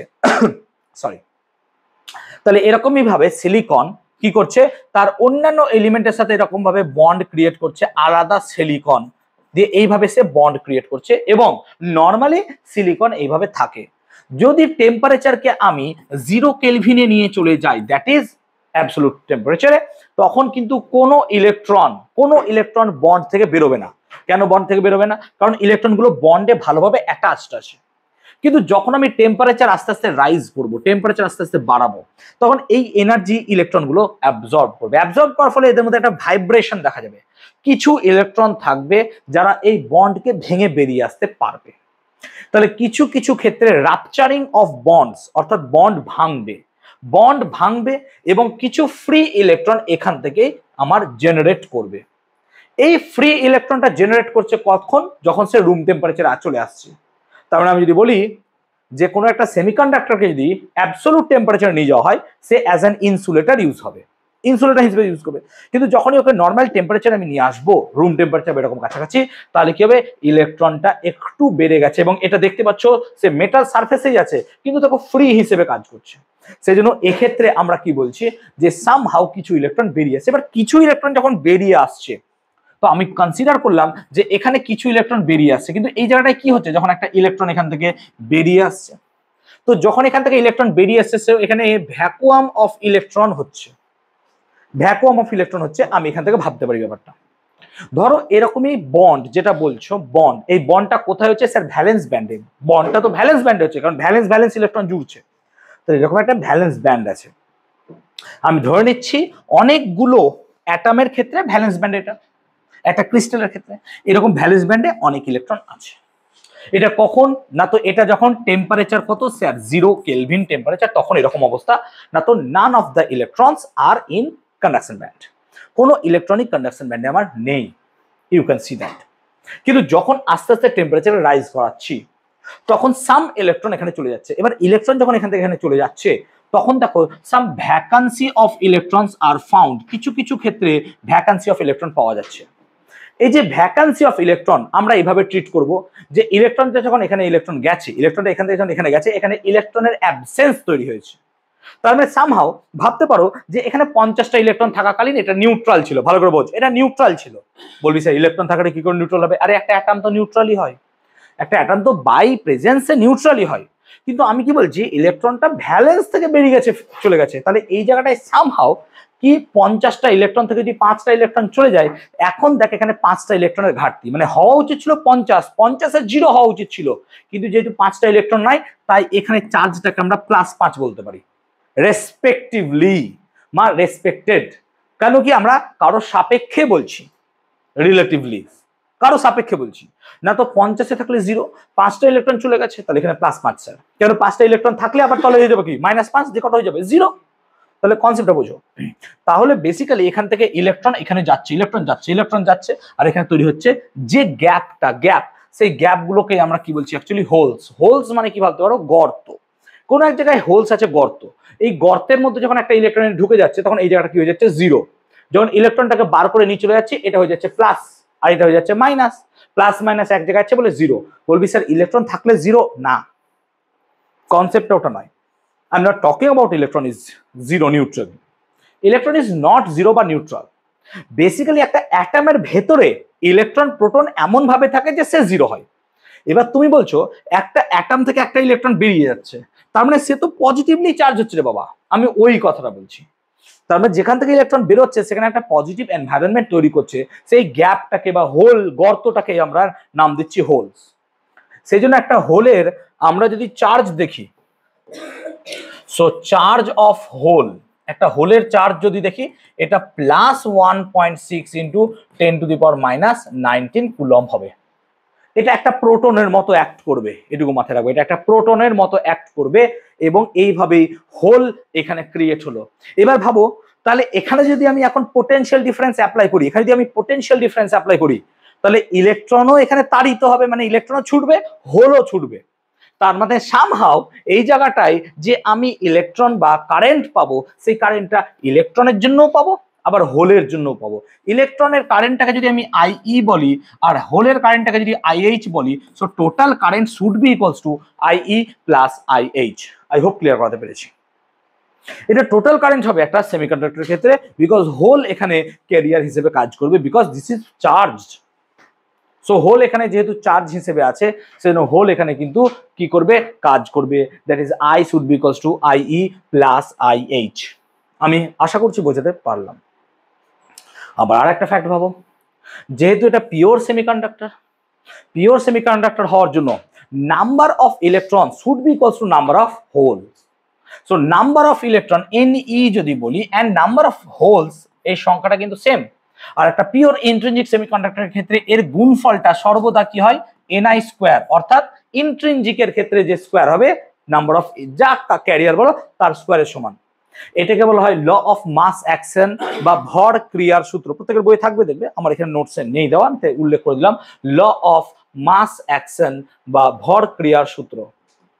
ল অফ মাস অ্যাকশন, হ্যাঁ, ভর ক্রিয়ার সূত্র দেখবে পাবে তোমাদের বইয়ে সবুজ কালারে থাকবে, দেখবে ভর ক্রিয়ার সূত্র। ম্যাক্সিমাম বাংলা ভার্সন বইয়ে সবুজ কালার বা এরকম গ্রিন কালারে দেওয়া থাকে ল অফ মাস অ্যাকশন বা ভর ক্রিয়ার সূত্র। ওই পেজে আছে, সেই যে পেজে সমৃদ্ধ উল্টেছিস তুই, আর একটু উল্টা এদিকে এদিকে বাঁদিকে দেখ তো, নিচের দিকে আছে কিনা, ডান দিকে এদিকটাতে, এদিকটাতে, এইদিকে নিচের দিকটাতে দেখ তো, ওখানে নাই, তাহলে আরেকটা উল্টা নিচের দিকে তো ছিল, দেখ আর তো চেঞ্জ হয়েছে হয়তো, কোনো না কোনো জায়গায় মাস অ্যাকশন পাবি, ল অফ মাস অ্যাকশন। তো ল অফ মাস অ্যাকশন আমরা এখানে পেলাম, বুঝতে পেরেছো ব্যাপারটা? সো এটা একটু মাথায় রাখবে, অনেক সময় পরীক্ষায় দিয়ে দিতে পারে, ভর ক্রিয়া সূত্রটি লেখো, লিখতে পারতে হবে, না হলে পরে ছোটখাটো জিনিস অনেক সময় আমরা অ্যাভয়েড করে দিই, সেগুলো থেকে কিন্তু গুরুত্বপূর্ণ জিনিস পরীক্ষায় চলে আসে। সো আই হোপ যে একটা ইন্ট্রিনজিক সেমিকন্ডাক্টর কিভাবে কাজ করে সেটা বোঝানোর চেষ্টাটা আমার এখানে সফল হয়েছে, অনেক ক্ষেত্রে সফল হয়নি। সো ইন্ট্রিনজিক সেমিকন্ডাক্টর যদি আমরা অ্যাকচুয়াল দেখতে চাই যে কিভাবে ইলেকট্রন হোল তৈরি হচ্ছে, so we can see that, যে এটা একটা যে কোনো একটা সিলিকন বা তুমি জার্মেনিয়াম ভাবতে পারো, যে কোনো একটা বার ভাবতে পারো, তার মধ্যে +4 মানে প্রোটন ভেতরে আছে 4টে তুমি ভাবো, আর 4 হাতে 4টে ইলেকট্রন বসে আছে। এরকম ভাবে একটা ব্যান্ড স্ট্রাকচার বা বন্ড স্ট্রাকচার আমরা ল্যাটিস কোন একটা সিলিকনে দেখতে পেলাম। এবার সাইট 1 এর মধ্যে আমরা দেখছি কি একটা ইলেকট্রন অ্যাবসেন্স আছে, অর্থাৎ সেখান থেকে একটা ইলেকট্রন বেরিয়ে গেছে। তো যখনই সেখান থেকে একটা ইলেকট্রন বেরিয়ে যাবে, দ্যাট মিন্স সেখানে একটা হোল ক্রিয়েট হবে। সো এখানে একটা হোল ক্রিয়েট হয়েছে, একটা হোল ক্রিয়েট হয়েছে মানে কোনো না কোনো জায়গায় একটা আমার ফ্রি ইলেকট্রন থার্মালি জেনারেট হয়ে গেছে, সেজন্য এগুলোকে আমরা বলবো থার্মালি জেনারেটেড ফ্রি ইলেকট্রন। কেন থার্মালি? বিকজ আমি বাইরে থেকে তাপ দিচ্ছি বা ও অ্যাবজর্ব করুক, যাই করুক, এটা কিন্তু থার্মালি জেনারেটেড। থার্মাল মানে কি, বাইরে থেকে তাপ দিচ্ছে বলে তৈরি হচ্ছে। So thermally generated free electrons আমরা এখানে দেখতে পাচ্ছি। সো থার্মালি ফ্রি ইলেকট্রন তৈরি হচ্ছে, তো যতগুলো ইলেকট্রন তৈরি হবে ততগুলো হোল তৈরি হবে, এবং অ্যাজ এ হোল এই বারটা as a IE plus IH wise current flow করবে। মাথায় রাখবে কি, যদি একটা সেমিকন্ডাক্টর বার তুমি যদি লক্ষ্য রাখো, একটা সেমিকন্ডাক্টর বারের মধ্যে কিছু নাম্বার অফ ইলেকট্রনস আছে আর কিছু নাম্বার অফ হোলস আছে, কিছু নাম্বার অফ ইলেকট্রনস আর হোল আছে। তো ইলেকট্রন যদি এইদিকে থেকে এদিকে ছোটে, তাহলে ইলেকট্রন যদি এইদিকে থেকে এদিকে ছোট, ইলেকট্রনের জন্য কারেন্ট কিন্তু এইদিকে ছুটবে। আর হোল যদি এইদিকে ছোটে, তাহলে হোলের জন্য কারেন্ট কোন দিকে ছুটবে? এইদিকেই ছুটবে। বুঝতে পেরেছি ব্যাপারটা? মানে বুঝতে চাইছি, ভালো করে বুঝো। এটা যদি প্লাস দিই আর এটা যদি মাইনাস দিই, তাহলে অবভিয়াসলি ইলেকট্রন গুলো এইদিকে ছুটবে, তাই না? ইলেকট্রন গুলো এইদিকে ছুটবে। আবার দেখো হোল গুলো প্লাস থেকে দূরে যাবে, তাহলে এইদিকে চলে যাবে, তাহলে অপোজিট ডিরেকশন। ব্যাপারটা বোঝার চেষ্টা করছো তো? তাহলে এরকম ভাবে তুমি ভাবতে পারো যে প্লাসের দিকে ইলেকট্রনের দিকে ছুটবে, হোল উল্টো দিকে যাবে, যেমন করে হোক তোমার মাথায় রাখবে হোলের ডাইরেকশন যেদিকে সেদিকেই কারেন্টের ডাইরেকশন। তো ইলেকট্রন যদি এদিকে ছোটে, তাহলে পুরো কারেন্টটা দেখো এদিকে চলে যাচ্ছে, তাদের ডাইরেকশন অপোজিট। তো তাদের ডাইরেকশন সর্বদাই অপোজিট হবে, কিন্তু কারেন্টের ডাইরেকশন সর্বদা একই দিকে হবে। আই হোপ ক্লিয়ার কথা পেরেছি, বুঝতে পারলাম ব্যাপারটা? So this is all about intrinsic semiconductor. এর কয়েকগুলো প্রপার্টিজ আছে, যে এগুলো আমরা যা বললাম সেখানে আছে। মাথায় রাখবে কি, যে কি করে ইলেকট্রন আর হোলস জেনারেট করে, ঠিক আছে? আর current flowing in a semiconductors due to both electron and holes কি করে হয় সেটা আমি এখানে বোঝানোর চেষ্টা করেছি। আই হোপ এটা তোমাদের মাথায় ঢুকেছে। সো পুরো কনসেপ্টটাই আই হোপ মাথায় নিয়েছো, যে কি করে electron hole as a hole আমাদের কি করছে, একটা সেমিকন্ডাক্টর বারের মধ্যে কারেন্ট ফ্লো করাচ্ছে। ইলেকট্রনের জন্য যে কারেন্ট পাচ্ছ তাকে বলবে ইলেকট্রন কারেন্ট, হোলের জন্য যে কারেন্ট পাচ্ছ তাকে বলবে হোল কারেন্ট। এখানে দেখতে পাচ্ছ একটা হোল কারেন্ট লেখা আছে, আর ইলেকট্রন কারেন্ট কোনো কোনো জায়গায় লেখা থাকবে, দেখে নিতে পারো, না থাকলেও মনে রাখবে। ক্লিয়ার হয়েছে? ওকে। A pure semiconductor is called an intrinsic semiconductor। বারবার বলছি একই কথা, যে পিওর সেমিকন্ডাক্টর, ইন্ট্রিনজিক সেমিকন্ডাক্টর বলছে। তুমি সিলিকন বা জার্মেনিয়াম যে কোনো কিছুই নাও, তার মধ্যে 4টে ইলেকট্রন থাকবে। শুধু সিলিকন জার্মেনিয়াম নয়, সেই গ্রুপের মধ্যে যতগুলো এলিমেন্ট আছে সবার ক্ষেত্রেই এটা অ্যাপ্লিকেবল। কিন্তু সিলিকন জার্মেনিয়ামে কেন উপযুক্ত হচ্ছে এক্ষেত্রে? বিকজ সিলিকন জার্মেনিয়ামের ক্ষেত্রে দেখা যায় যে তাদের ব্যান্ড গ্যাপটা অনেক কম হয়, এবং এই সিলিকন জার্মেনিয়ামই কোভ্যালেন্ট বন্ড এরকম ভাবে তৈরি করতে পারে। কিন্তু আমি যত পিরিয়ডিক টেবিলের মধ্যে নিচে যাব, তাদের আকার বড় হতে থাকবে অ্যাটমের ক্ষেত্রে। তো সেগুলোর জন্য সিলিকন জার্মেনিয়াম যতটা ইফেক্টিভলি কাজ করে, এই সিচুয়েশনটা আমাদের অন্যান্য অ্যাটম অতটা ভালোভাবে পারে না। সেজন্য সেমিকন্ডাক্টর বলতে আমরা সিলিকন জার্মেনিয়ামকেই বুঝি অন্যান্য এলিমেন্টের বদলে, যেটা আমরা পিরিয়ডিক টেবিলে দেখালাম যে সেক্ষেত্রে কার্বনও তার মধ্যে ঢুকে আছে, কিন্তু কার্বনকে অ্যাজ এ হোল বলছো না। কিন্তু কার্বনকে অ্যাজ এ হোল বলছো না যে সেটা সেমিকন্ডাক্টর, কিন্তু কার্বন থেকে তৈরি ম্যাক্সিমাম পলিমারই হচ্ছে তোমার যে সেমিকন্ডাক্টর। দেখো পলিপাইরোল বলতে পারো, পলিথায়োফিন বলতে পারো, এগুলো সব কিন্তু কার্বন রিলেটেডই। সেই জন্য আমরা যে মোবাইল স্ক্রিনের মধ্যে যে ডিসপ্লে ব্যবহার করছি, এই ডিসপ্লের নাম কি বলেছিলাম? AMOLED display. তার পুরো নাম হচ্ছে active matrix organic light emitting diode. মানে it's a LED but it is organic. তার মধ্যে এখানে একটা ফিল্ম আছে, যদি ডিসপ্লে ভাঙো ডিসপ্লের ভিতরে যে ফিল্ম আছে সেই ফিল্মটা অর্গানিক, একটা প্লাস্টিক কাইন্ড অফ। সেই জন্য তো এখন ফোল্ডিং স্মার্টফোন বেরিয়েছে, বিকজ অর্গানিক। যদি কাঁচ হতো তাহলে ফোল্ডিং কি করে হতো? হতো না তো। সেজন্য ফোল্ডিং ডিসপ্লের ক্ষেত্রে ওই অর্গানিক ম্যাটেরিয়ালটা দরকার। তুমি যদি কোনোদিনও এর থেকে ভালো আরো অর্গানিক ফোল্ডিং, যেটা ক্রিঞ্জ পড়বে না, এরকম নষ্ট হবে না, তাহলে তোমার ওই ডিসপ্লের দাম আরো হবে, বা সেই ডিসপ্লে আরো বেটার ওয়েতে আমাদের পারফর্ম করবে। সো এগুলো কিন্তু এই নতুন নতুন আবিষ্কারের ফলেই আমরা দেখতে পাচ্ছি, আদারওয়াইজ নয়। ওকে, আমি পুরো এগুলো বুঝিয়ে দিয়েছি, এখানে সবই লেখা আছে, সেগুলো তুমি একবার দেখে নিতে পারো। ওকে, এটা বুঝলাম। আই প্লাস আইএইচ মনে আছে নিশ্চয়, যে total current I should be equals two I plus IH. Electron current হচ্ছে ইলেকট্রন কারেন্ট, হোল কারেন্ট হচ্ছে হোল কারেন্ট। আলাদা আলাদাভাবে প্রত্যেকটা স্লাইড বলা আছে, এটা দেখে নেবে। মাস অক্সেন্ট আমরা এখানে বললাম তোমাদের একটু আগেই, যে একটা পিওর সেমিকন্ডাক্টরের ক্ষেত্রে নাম্বার অফ ইলেকট্রন আর নাম্বার অফ হোল এটা সবসময় কি থাকবে? কনস্ট্যান্ট। এবং যতগুলো নাম্বার অফ ইলেকট্রন থাকবে ততগুলোই হোল থাকবে, বিকজ বাইরে থেকে কোনো কিছু ইন্ট্রোডিউস করাচ্ছ না। আর এদের গুণফল should be equal two N square বা এনআই স্কয়ার। এটাকে আমরা ল অফ মাস অ্যাকশন বা ভর ক্রিয়ার সূত্র বলবো, ঠিক আছে? এই যে এন ই বা এনএইচ দেখছো, এগুলো কিন্তু নাম্বার নয়, this is called number density. মাথায় রাখবে, এগুলো কিন্তু নাম্বার ডেনসিটি, সংখ্যা ঘনত্ব। দেখবে equal to number density of holes, number density of electrons. So সংখ্যা ঘনত্ব এরকম ভাববে। ক্লিয়ার আছে? সো আমি কনসেপ্ট আগে বুঝিয়ে দিলাম, তোমরা আই হোপ নিয়ে নিয়েছো, ঠিক আছে? যেমন semiconductors that are chemically pure of free from impurities are known as intrinsic semiconductor। যেমন একটা সিলিকন, যেমন ধরো একটা জার্মেনিয়াম, এরকম দেখানো হয়েছে। এগুলো একটা বার, এর মধ্যে প্রচুর সিলিকন, যেমন ভাবে আমরা বন্ড দেখালাম সেই বন্ডের মতো করে এখানে এই ইলেকট্রন গুলো আছে। এখান থেকে সেই রাপচারিং অফ ইলেকট্রন, বন্ডিং হচ্ছে, ইলেকট্রন মুভ করছে, ইলেকট্রন কিন্তু এই সারফেসের বাইরে আর বেরোচ্ছে না, এখানে ঘুরে বেড়াতে পারছে। সেম কেস জার্মেনিয়ামের ক্ষেত্রে হচ্ছে।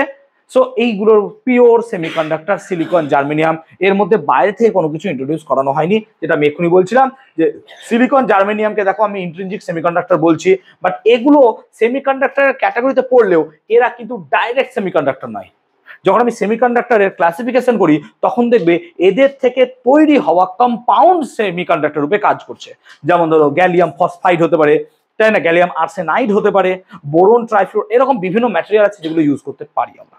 সেই জন্য তাদের কম্পাউন্ড গুলোর জন্য আমাদেরকে এদেরকেও আমরা বলছি, বাট ইন্ট্রিনজিক বলতে আমরা সিলিকন জার্মেনিয়ামকেই বুঝবো।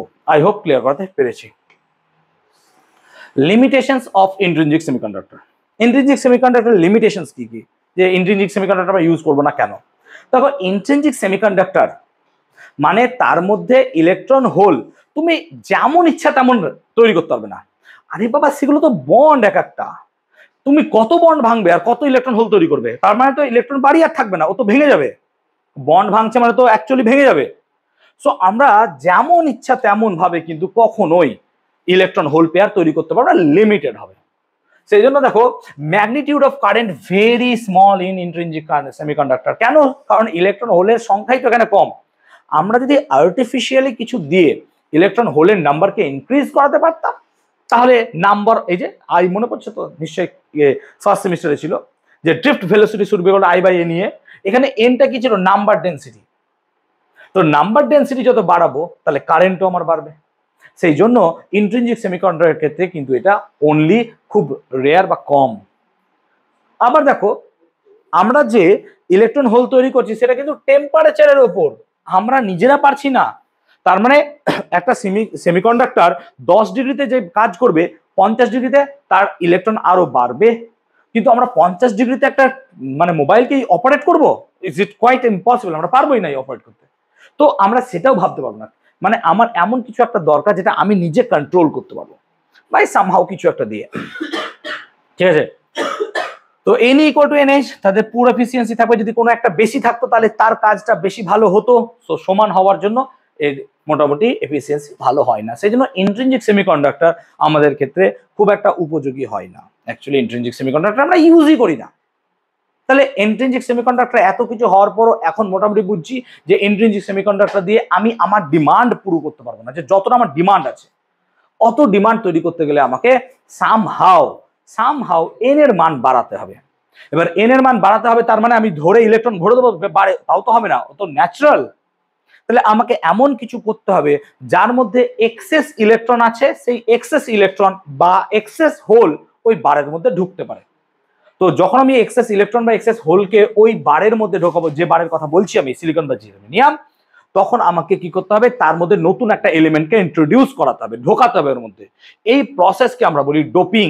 So doping is nothing but যে আমরা যখন কোনো একটা সিলিকন বা জার্মেনিয়াম বারের মধ্যে নতুন কোনো এলিমেন্ট দু রকমের নেবো, আমরা পরে পড়াচ্ছি। একটা হচ্ছে পেন্টাভ্যালেন্ট আর একটা হচ্ছে ট্রাইভ্যালেন্ট, দ্যাট ইজ পঞ্চযোজী, আর একটা হচ্ছে ত্রিযোজী। ঘুমাস না বাবা, শোন। পঞ্চযোজী এত বোরিং পড়াচ্ছি আমি যে ঘুমাচ্ছে, প্লিজ। হ্যাঁ, সারাদিন ধরে চলছে, আমারও সারাদিন ধরেই চলছে। আমি সকাল থেকে আজকে 70খানা খাতা দেখেছি, ক্লাস 11-এর 70টা খাতা। 10টা থেকে শুধু চা খেয়ে বসেছি, দুপুর 3টেই ভাত খেয়েছি। 5 ঘন্টা টানা খাতা দেখেছি, পার ঘন্টা 14টা করে খাতা। খাতা দেখা যায় কি সমস্যা জানিস না, আর বসে বসে লেকচার শোনা মনে হয় তার থেকে অনেক ভালো। এটা এসি রুমে বসে, ঠিক আছে স্যার চল ছাড় না, লেকচার শোনাও টাফ আছে, কারণ কোনো কিছু মাথার মধ্যে ঢোকাচ্ছে নাকি, তাই না? খানার মধ্যে কোনো কিছু যায় আসে না, ও বাবু টাবু হয়ে বসে থাকে, ঠিক আছে, ও একটা কাইন্ড অফ শ্বশুর বাড়ি এসছে ফিলিংস নিতে থাকে, ঠিক আছে। আরে ঠিক আছে বস, ক্যাজুয়াল নেই, আমাদের অনলি ফিজিক্স এর ট্যাগই থাকে ও হোম অফ ফিজিক্স এর স্টুডেন্ট সব, তো হোম, ঠিক আছে, খালি শ্বশুর বাড়ি ভেবে নিও না। চলো কনসেপ্টে আসো। ডোপিং কনসেপ্টটা কি না, তো আমার কাছে কোনো একটা সিলিকন বার আছে, কিন্তু আমি বুঝে গেছি ভাই এর দ্বারা হবে না কিছু, কেন, এর মধ্যে নাম্বার অফ ইলেকট্রন কম আছে। তাহলে আমি কি করব, এর মধ্যে ইলেকট্রনকে ইনক্রিজ করাতে চাইছি, we are trying to electron or hole কি করব আমরা, ইনক্রিজ করব। ইনক্রিজ করার জন্য বাইরে থেকে এক্সটার্নাল এলিমেন্ট একে মধ্যে আমি ঢোকাবো। তো যে প্রসেসের মধ্যে ঢোকাবো সেই প্রসেসটাকেই আমরা বলবো স্যার ডোপিং, সেই ডোপিং। আর যাকে ঢোকাবো তাকে বলবো ডোপ্যান্ট, PANT, ডোপ্যান্ট। আর যার মধ্যে ঢোকাবো তাকে বলবো ডোপ্যান্ট, ডোপ্যান্ট। ঠিক আছে, হাসিস না বাবা, না একটা ট আর একটা ড, ডোপ্যান্ট আর ডোপ্যান্ট, ঠিক আছে।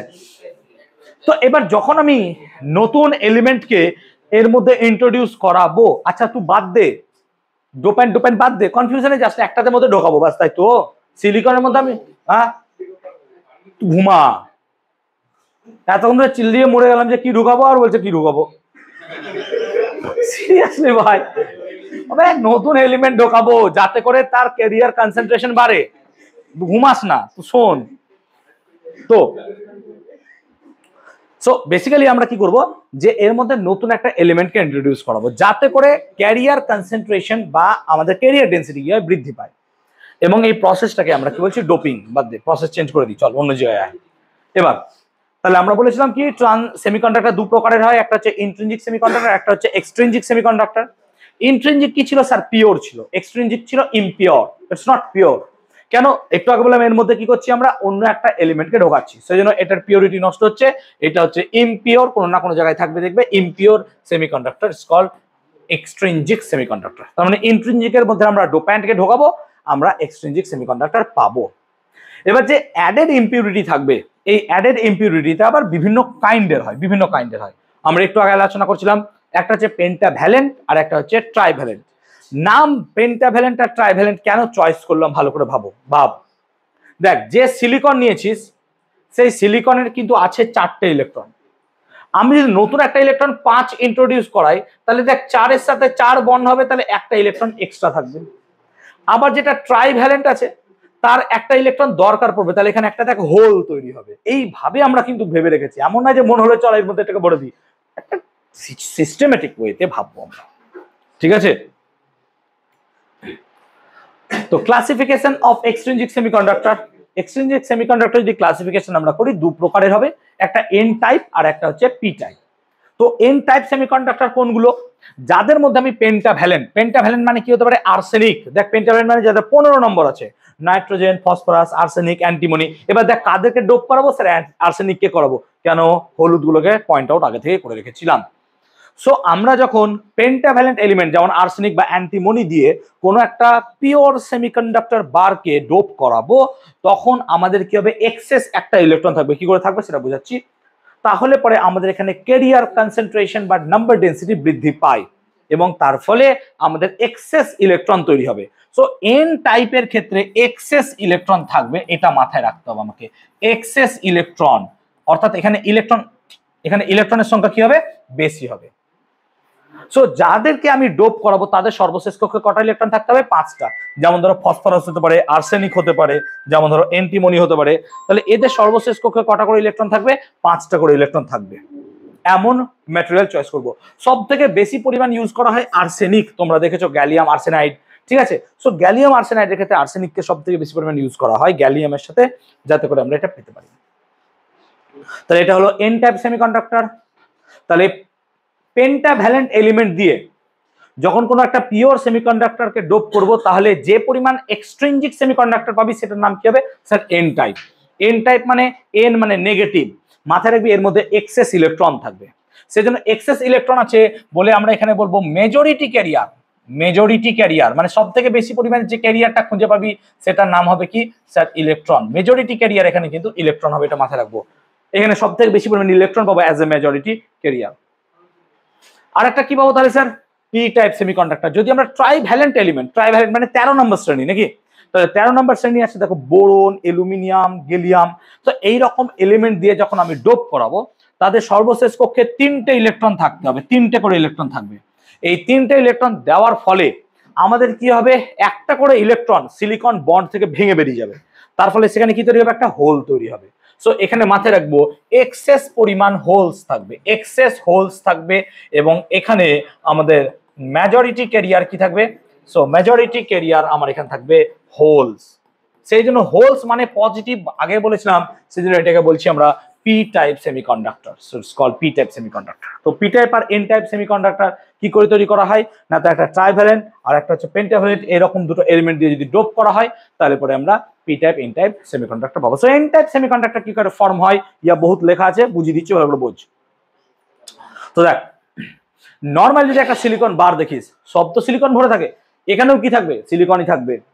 কিন্তু যখন এই সিলিকন বারের মধ্যে আমি একটা ফসফরাস বা অ্যান্টিমনি বা আর্সেনিককে ভরবো, একটা সিলিকনকে সাইডে সরিয়ে দিবে, সে সাইডে সরিয়ে সেই জায়গায় ফসফরাস ঢুকে গেল।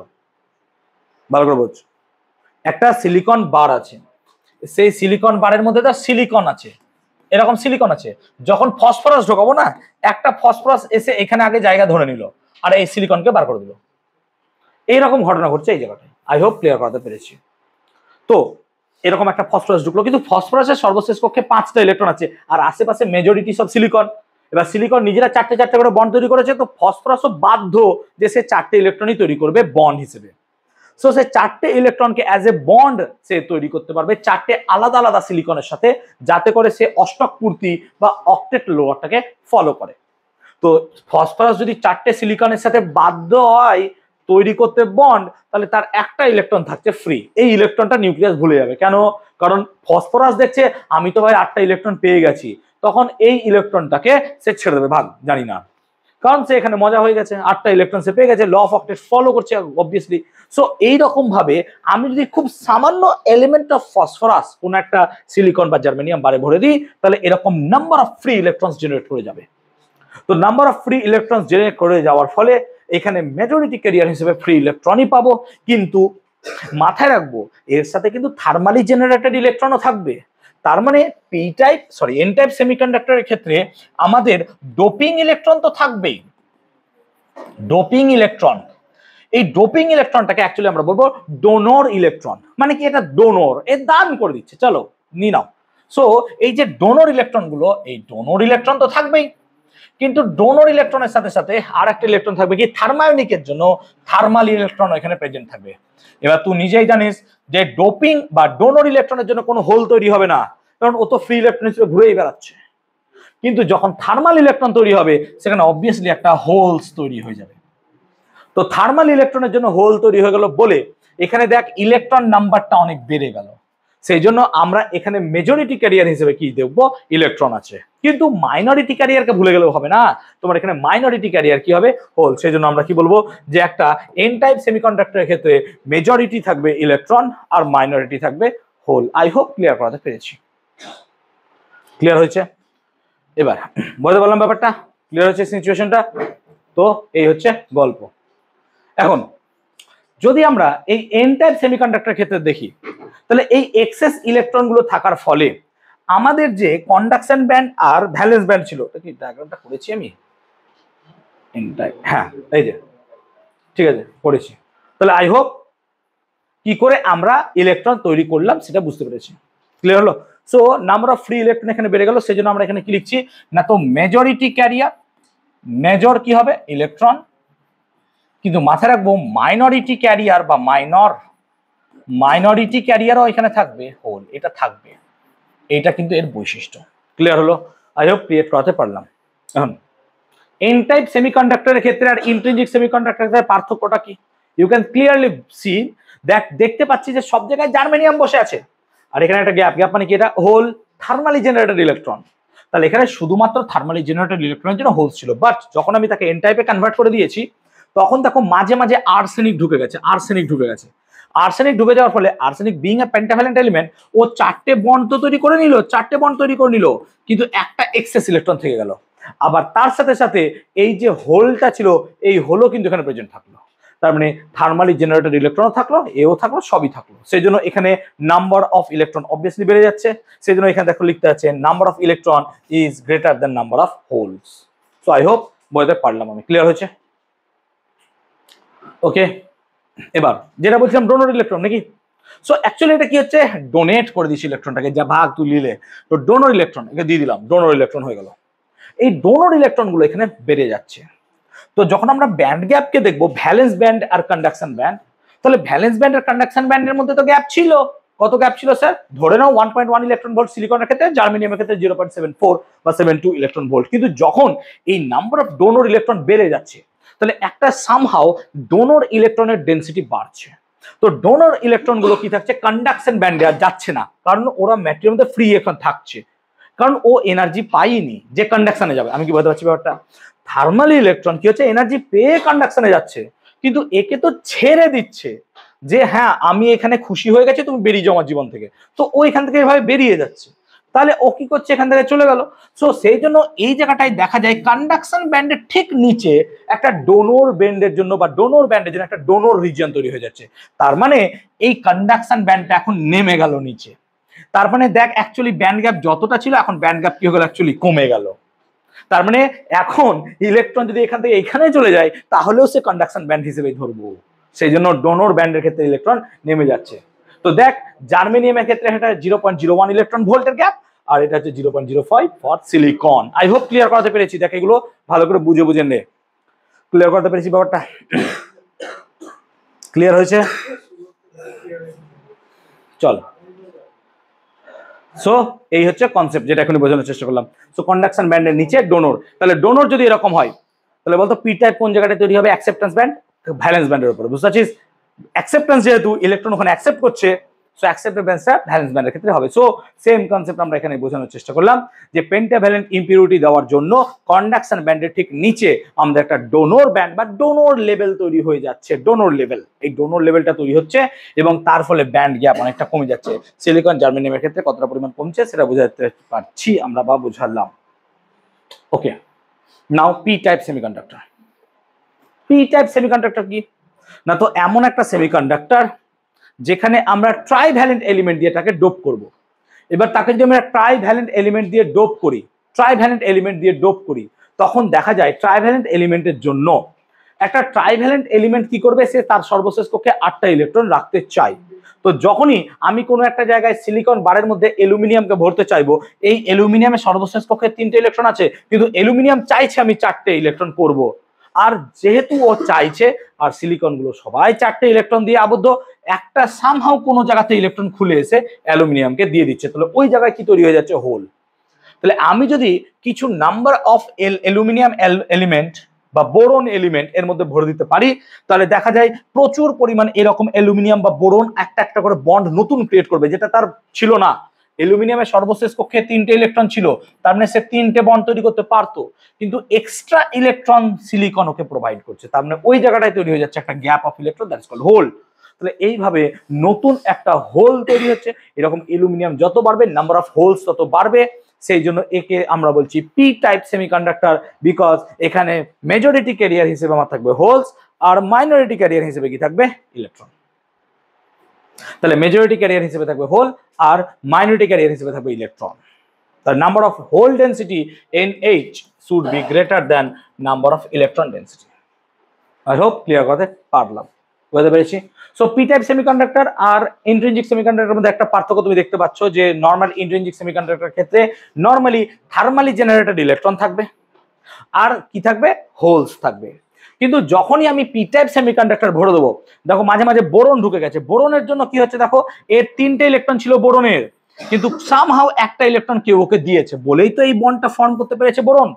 তাহলে এই বন্ডটা তৈরি করেছে, তাহলে সামহাউ কোনো না কোনো জায়গায় একটা ইলেকট্রন ঘাটতি আছে, সেইগুলোকে আমরা গ্যাপ গ্যাপ দিয়ে লিখেছি। তো কোনো না কোনো জায়গায় ঘাটতি হয়েছে, সেখানে হোল তৈরি হয়েছে।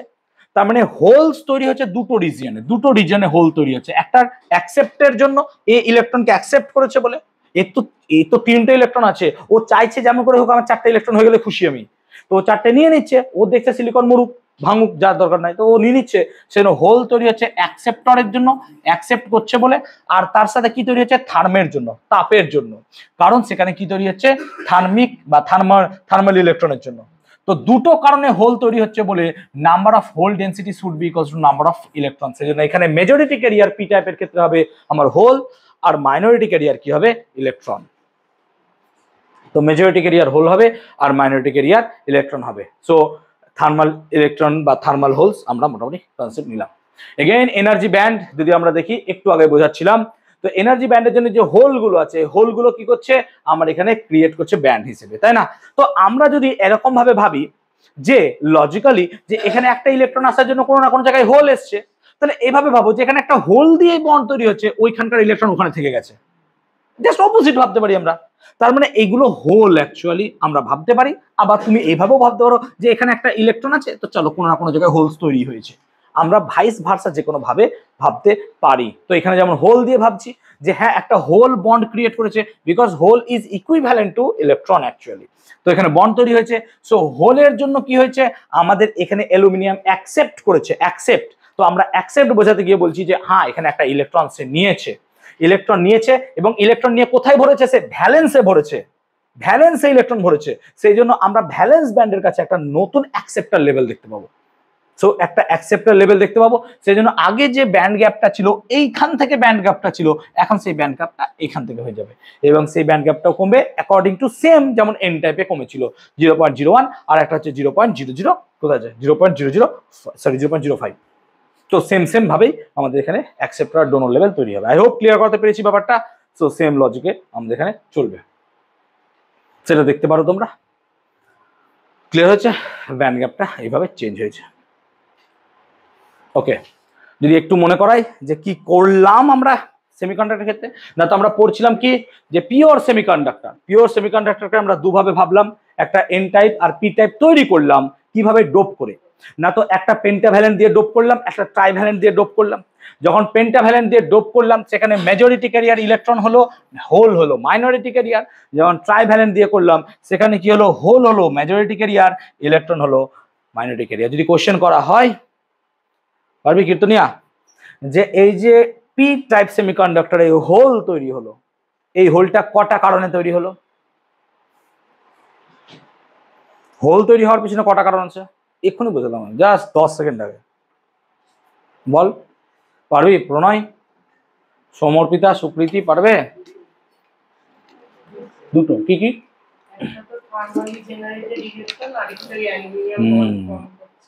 ভেরি গুড, তাহলে দুটো কারণে। সেম ভাবে ইলেকট্রন এখানে কিন্তু দুটো ভাবে হচ্ছে, একটা ডোনেশন অফ ইলেকট্রন আর একটা কি thermally generated electron. I hope clear করাতে পেরেছি। সো সেমিকন্ডাক্টরের ক্ষেত্রে এন টাইপ আর পি টাইপের ক্ষেত্রে আমরা জাস্ট একটা ডায়াগ্রাম দেখছি। এন টাইপের ক্ষেত্রে কি হচ্ছে, এক্সেস ইলেকট্রন থাকছে, আর পি টাইপের ক্ষেত্রে হোল বন্ড হিসেবে কাজ করছে, কোনো না কোনো জায়গায় ইলেকট্রন থাকছে। সো এইভাবে আমাদের কাজ হচ্ছে, আমরা ভাবতে পারি। ক্লিয়ার হচ্ছে I hope. So N type P type semiconductor নিয়ে কোনো রকমের সমস্যা থাকা উচিত নয়। দেখো ব্যান্ড গ্যাপটা দেওয়া হয়েছে। এন টাইপের ক্ষেত্রে দেখো মাথায় রাখবো ডোনর লেভেল তৈরি হবে এন টাইপের ক্ষেত্রে, জাস্ট বিনিথ বা নিচে তোমার কন্ডাকশন ব্যান্ডের ক্ষেত্রে এটা হচ্ছে সিবি কন্ডাকশন ব্যান্ডের ক্ষেত্রে, আর তোমার পি টাইপের ক্ষেত্রে অ্যাকসেপ্টর লেভেল তৈরি হবে জাস্ট ভ্যালেন্স ব্যান্ডের একটু উপরে, এবং ব্যান্ড গ্যাপ এখানে আমার কমে যাবে। এখানে মেজরিটি ক্যারিয়ার হবে ইলেকট্রন, এখানে মেজরিটি ক্যারিয়ার হবে হোলস। ওকে, চলো একটা কোশ্চেন দেখিনি তাহলে, দেখি ঋষিত বলো কোশ্চেনটা, দেখি ধীমান বলবে। দেখো কোশ্চেন দেখো পড়ো। The energy gap between valence band and conduction band in a conductor is around, ক্লাসে বলে দিলাম আমি। তাহলে কন্ডাক্টর ক্ষেত্রে কত হয়, 0 হয় ম্যাক্সিমাম, নাকি 0 মানে ওভারল্যাপ করে যায় বলে 0 হয়। So 0 should be your answer, so 0 should be your answer. তো পরেরটা দেখো, পরের কোশ্চেনটা দেখি। Which of the following statement is false? কোনটা ভুল দেওয়া আছে? The resistance of intrinsic semiconductor decreases with the increase of temperature. না না না, রেজিস্ট্যান্স, ও এটা এ তো ঠিকই তো, রেজিস্ট্যান্স কি করছে, ডিক্রিজ করছে, দ্বারা ফলস বলেছে। ও এটা ট্রু আছে তাই তো, তো ফলস হবে। Be majority carriers in n type semiconductor আর হোলস, হ্যাঁ এটা ফলস আছে। আর কিছু আছে দেখেছিস? Pure SI doped with trivalent impurities generate not, এটাও ট্রু। ও ফলস খুঁজতে হবে তো, ঠিক আছে এটা দেখি কি আছে তাহলে কোশ্চেনটা। If the majority charge carriers in a semiconductor are holes, মানে p type semiconductor, then the possible impurity কি হবে, আর্সেনিক।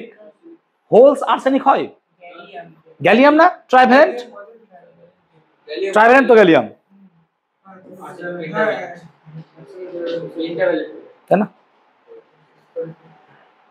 চলো ডায়োড পড়াইবা। ডায়োড কাকে বলে? সো ডায়োড হচ্ছে একটা টু টার্মিনাল ডিভাইস, যার দুটো টার্মিনাল আছে, টু টার্মিনাল ডিভাইস, এবং এটা কি করে, একটা ইউনি ডাইরেকশনাল কারেন্টকে ফ্লো করে। যেমন আমরা ডায়োড ভালভ দেখলাম, বা ভ্যাকুয়াম ডায়োড দেখলাম, বা ভ্যাকুয়াম ভালভ দেখলাম, সেইটা এখানে কাজ করে। কিন্তু এটা আমরা বানাবো কি দিয়ে, আমরা সেমিকন্ডাক্টর ইউজ করে বানাবো। সো আমরা যদি দেখি যে a diode is a two terminal electronic component that conducts electricity primarily in one direction, মাথায় রাখবো একটা দিকে ও সবসময় কারেন্টকে ফ্লো করাবে। ইট অফার্স হাই রেজিস্ট্যান্স, খুব বেশি রোধ হয় এর, to flow of current in one direction and low resistance to the flow in opposite direction. তার মানে যেই দিকে আমার কারেন্ট ফ্লো করবে সেদিকে লো রেজিস্ট্যান্স হবে, আর যেদিকে তোমার হবে সেদিকে তো হাই হবে। একটা নর্মাল যদি আমরা ডায়োডকে দেখতে চাই, তাহলে একটা ক্যাথোড পার্ট থাকে, একটা অ্যানোড পার্ট থাকে। ক্যাথোডটা নেগেটিভ হয়, অ্যানোডটা পজিটিভ হয়। তুমি ডান্ডা দেখে বুঝতে পারছো, যে দিকটা ছোট সেটা মাইনাস, যে দিকটা বড় সেটা প্লাস। সেই জন্য যখন এলইডি কিনবো আমরা, এলইডি যখন কোনো প্রজেক্টে কাজ করবে, একটা বড় থাকে একটা ছোট থাকে। এই বড় দিকটা সবসময় আমরা পজিটিভ বলি, আর ছোট দিকটা সবসময় নেগেটিভ। এগুলোতে শুভ মাস্টারি করে ফেলেছে অলরেডি, তাই তো। সো এরকম ইন্টারেস্টিং পার্ট। ঠিক আছে চলো, ওকে। তো আই হোপ আমরা বোঝাতে পেরেছি যে এই হচ্ছে সিচুয়েশন, ক্লিয়ার হচ্ছে। এবার আমরা বলবো PN junction. What is PN junction? PN junction কাকে বলে? পিএন জাংশন তুমি আই হোপ ছবি দেখে এখন বুঝতে পারছো যে স্যার একটা P type semiconductor, N type semiconductor আছে, কিন্তু এটা এইভাবে তৈরি হয় না। মানে আমার মন হলো যদি, যে আমি কোনো একটা জায়গায় পি টাইপ সেমিকন্ডাক্টর বানালাম স্যার, কোনো জায়গায় এন টাইপ সেমিকন্ডাক্টর বানালাম স্যার, দিয়ে তাদেরকে সোল্ডারিং করে দিলাম, হবে না। এইভাবে কিন্তু তোমার পিএন জাংশন হবে না। সো সোল্ডারিং প্রসেসের মধ্য দিয়ে কিন্তু আমরা এইটাকে তৈরি করতে পারবো না। আমরা কি করব না, তো আমরা একটা গোটা সেমিকন্ডাক্টর বার নেব। একটা গোটা সেমিকন্ডাক্টর বারের মধ্যে আমরা কোনো একটাকে কি করব, ট্রাইভ্যালেন্ট দিয়ে ডোপ করব, যাতে সেটা কি হয় পি, আর কোনো একটা পেন্টাভ্যালেন্ট দিয়ে ডোপ করব, যাতে সেটা হয় এন। এইভাবেই তৈরি হবে একটা পিএন জাংশন। মাথায় রাখবে, কখনো সোল্ডারিং করে হবে না, একটা সিলিকন বারে আলাদা আলাদা ডোপ করতে হবে। আই হোপ ক্লিয়ার করতে পেরেছি। সো এরকমই একটা সিলিকন বার এখানে চয়েস করা হয়েছে, সিলিকন বার চয়েস করা হয়েছে। এবং এই সিলিকন বারের মধ্যে একদিকে পেন্টাভ্যালেন্ট আর একদিকে ট্রাইভ্যালেন্ট ডোপ করেছো, সেই কারণে আমরা এখানে একটা পিএন জাংশন পেয়েছি। পি টাইপ মানে এখানে তুমি কি করেছো, ট্রাইভ্যালেন্ট এলিমেন্ট ডোপ করেছো, মানে দেখছো ডোপ আছে তার সাথে কিছু কিছু এক্সেস ইলেকট্রন আছে। এক্সেস ইলেকট্রন গুলো কি ইলেকট্রন স্যার? এগুলো থার্মালি জেনারেটেড ইলেকট্রন, মানে এগুলো মাইনরিটি ক্যারিয়ার। আর এখানে তো মেজরিটি ক্যারিয়ার হিসেবে কি আছে? ইলেকট্রন। আর এইগুলো কি আছে স্যার? হোলস। তাহলে এগুলো হচ্ছে এন টাইপ সেমিকন্ডাক্টর। তো মেজরিটি মাইনরিটি ক্যারিয়ার নিয়ে আমাদের মোটামুটি এইরকম একটা পিএন জাংশন তৈরি হয়েছে। এবার এই পিএনটাকে তৈরি করার জন্য আমাদের কি করতে হচ্ছে না, তো স্যার একটা বারের মধ্যে আলাদা আলাদা ডোপ করছে। ক্লিয়ার হয়েছে? আমরা এখানে দুটো কারেন্ট বলবো, একটা হচ্ছে ডিফিউশন কারেন্ট, ডিফিউশন কারেন্ট আর ড্রিফট কারেন্ট। ডিফিউশন কারেন্ট কাকে বলে? Due to majority charge carrier. Majority charge carrier, ধরো এখানকার মেজরিটি চার্জ ক্যারিয়ারকে না তো স্যার এন টাইপ আছে ইলেকট্রন, ইলেকট্রন যখন এখান থেকে এদিকে যাবে ডিফিউশন কারেন্ট হবে কি মেজরিটির জন্য। কিন্তু আবার দেখো এদিকে কিছু হোলসও তো আছে, তো হোলও তো যাবে রে ভাই। দেখো ইলেকট্রনের দিক থেকে এদিকে যাচ্ছে, তাহলে কারেন্ট কোন দিকে যাচ্ছে? স্যার এদিক থেকে এদিকে। তাহলে হোল কোন দিকে যাবে? স্যার এদিক থেকে এদিকে। তো ওই হোলটা কি মাইনরিটি ক্যারিয়ার। তাহলে এখানে যখন মাইনরিটি ক্যারিয়ারের জন্য হবে এই জায়গাটায় ঢুকবে, তখন সেটা কি হয়ে যাবে? Drift current. সো দুটো কারেন্ট এখানে মাথায় রাখবো, একটা হচ্ছে ডিফিউশন কারেন্ট আর একটা হচ্ছে ড্রিফট কারেন্ট। ড্রিফটের বাংলা তোমরা জানো বিচলন, আর একটা হচ্ছে ডিফিউশনের মানে হচ্ছে ব্যাপন। তাহলে একটা ব্যাপন প্রবাহ আর একটা হচ্ছে কি ড্রিফট প্রবাহ। আই হোপ এইভাবে আমরা পড়াশোনাটা শুরু করব। ওকে, সো পিএন জাংশন আমরা তৈরি করতে চাইছি কিভাবে? আমরা কি বললাম যে এই পয়েন্টটাই খুব ইম্পর্টেন্ট, পড়বে ভালো করে, যে যখন আমরা কোনো একটা সেমিকন্ডাক্টর বার নেব, সেই সেমিকন্ডাক্টর বারের একটা সাইড কি করব? ট্রাইভ্যালেন্ট আর একটা সাইড পেন্টাভ্যালেন্ট এলিমেন্ট দিয়ে ডোপ করব। ডোপ করার ফলে একটা সাইড পি টাইপ হয়ে যাবে, একটা সাইড এন টাইপ হয়ে যাবে। এটাকে বলবো পিএন জাংশন। অপারেশনটা আমরা একটু পরে বোঝাচ্ছি। একটা সাইড পি হবে, একটা সাইড এন হবে। কিন্তু কখনো সোল্ডারিং করব না। একটা পি বানিয়ে নিলাম, একটা এন, শুভ ভালো করে শোনো, একটা পি বানিয়ে নিলাম, একটা এন বানিয়ে নিলাম, দিয়ে মাঝে এরকম করে জুড়ে দিলাম, ঠিক আছে? এরকম হবে না, এটা পিএন জাংশন হবে না। ওকে, সো আমরা যদি অপারেশনটা বোঝার চেষ্টা করি, অপারেশনটা বুঝি, তাহলে আই হোপ পড়ে নিতে পারবো। বোঝার পার্টটা বুঝি এবার। তো নর্মালি একটা পিএন জাংশন আছে, ওকে থাকুক। এখন এই পিএন জাংশন ফর্ম হওয়ার সময় কি হচ্ছে? জিরো, ধরো টাইম, কিছুই না, জিরো। কিন্তু তুমি দেখতে পাচ্ছ যেখানে পি টাইপ আছে সেখানে কিছু ইলেকট্রন আছে যারা মাইনরিটি ক্যারিয়ার, আর এখানে কিছু হোলস আছে যারা মেজরিটি ক্যারিয়ার। তো যখন টাইমকে জিরো রাখবো, দেখো এখানকার যারা হোল আমি প্লাস দিলাম, আর এখানকার যারা নেগেটিভ, এদের মধ্যে সামহাও অ্যাট্রাকশন হবে রে বাবা। সামহাও অ্যাট্রাকশন হওয়ার জন্য কিছু কি করবে? ইলেকট্রন কোথায় যাবে? পি থেকে এদিকে, মাইনরিটি গুলো এখান থেকে এদিকে যাবে, এদিক থেকে এদিকে যাবে। বুঝতে পারছি ব্যাপারটা? তাহলে এখান থেকে এদিকে যাবে, বা ভাবতে পারো এখান থেকে হোল এখানে যাবে। তাহলে আমরা ভাবছি কিছু পরিমাণ হোল কি করছে? এদিক থেকে এদিকে যাচ্ছে, আর কিছু পরিমাণ ইলেকট্রন এদিক থেকে এদিকে যাচ্ছে। সো দেখো তুমি মেজরিটি ক্যারিয়ার গুলো প্রথমে ট্রান্সফার হচ্ছে, মেজরিটি ক্যারিয়ার গুলো। আর আমরা একটু আগে কি বললাম যে মেজরিটি ক্যারিয়ার হলে পরে সেটাকে কি বলি আমরা? ডিফিউশন। সো অ্যাট ফার্স্ট যখন শুরু হচ্ছে তখন মেজরিটি ক্যারিয়ার গুলো হু হু করে যাচ্ছে। কেন? তাদের মধ্যে চার্জ আলাদা আলাদা আছে, তো কিছু চার্জ মাইনাস, কিছু চার্জ প্লাস, প্লাস মাইনাস বলে তারা যেছে। কিন্তু যাওয়ার পথে তারা প্রথম যার সাথে মিট করবে সেটা হচ্ছে এইটা বাবা, এইখানে প্রথম মিট করবে। মানে এখানকার যখন কি করবে? ইলেকট্রন এইদিকে যাবে না, প্রথম ধাক্কা এইখানে লাগবে। তাই ও চাইবে এগুলোকে নিউট্রাল করে দিতে। আমি বুঝতে পারছি ওটা, এইদিকে পেনেট্রেট করার আগে ভালো করে বোঝো। এটা তো জাংশন, এটা তো জাংশন, এটা জাংশন, এটা জাংশন। এই জাংশনে যখনই সে অতিক্রম করছে, সো কি কারেন্ট পাচ্ছ? তবে ডিফিউশন কারেন্ট পাচ্ছ। তো কি করতে চাইছে? ইলেকট্রন গুলো চাইছে যে এখানে চলে যাবো, আর এখানকার হোল গুলো এখানে চাইছে। তো হোল গুলো চাইছে ইলেকট্রন গুলোকে নিউট্রাল করবো, আর এখানগুলো এগুলোকে নিউট্রাল করতে চাইছে। কিন্তু নিউট্রাল বেশি দূর যেতে পারছে না, কারণ এখানকার যে ইলেকট্রন গুলো আছে না, তারাই বা এখানকার যে অ্যাটম গুলো আছে তারা এরকম ভাবে নিউট্রাল হয়ে যাচ্ছে।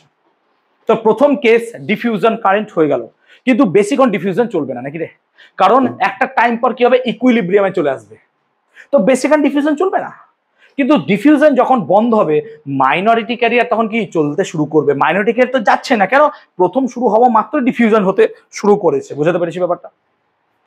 তো যখনই আমাদের ডিফিউশন হচ্ছে বা পিএন জাংশন ফর্ম করেছি, তখনই কি হচ্ছে? মেজরিটি ক্যারিয়ার হু হু করে পালাচ্ছে।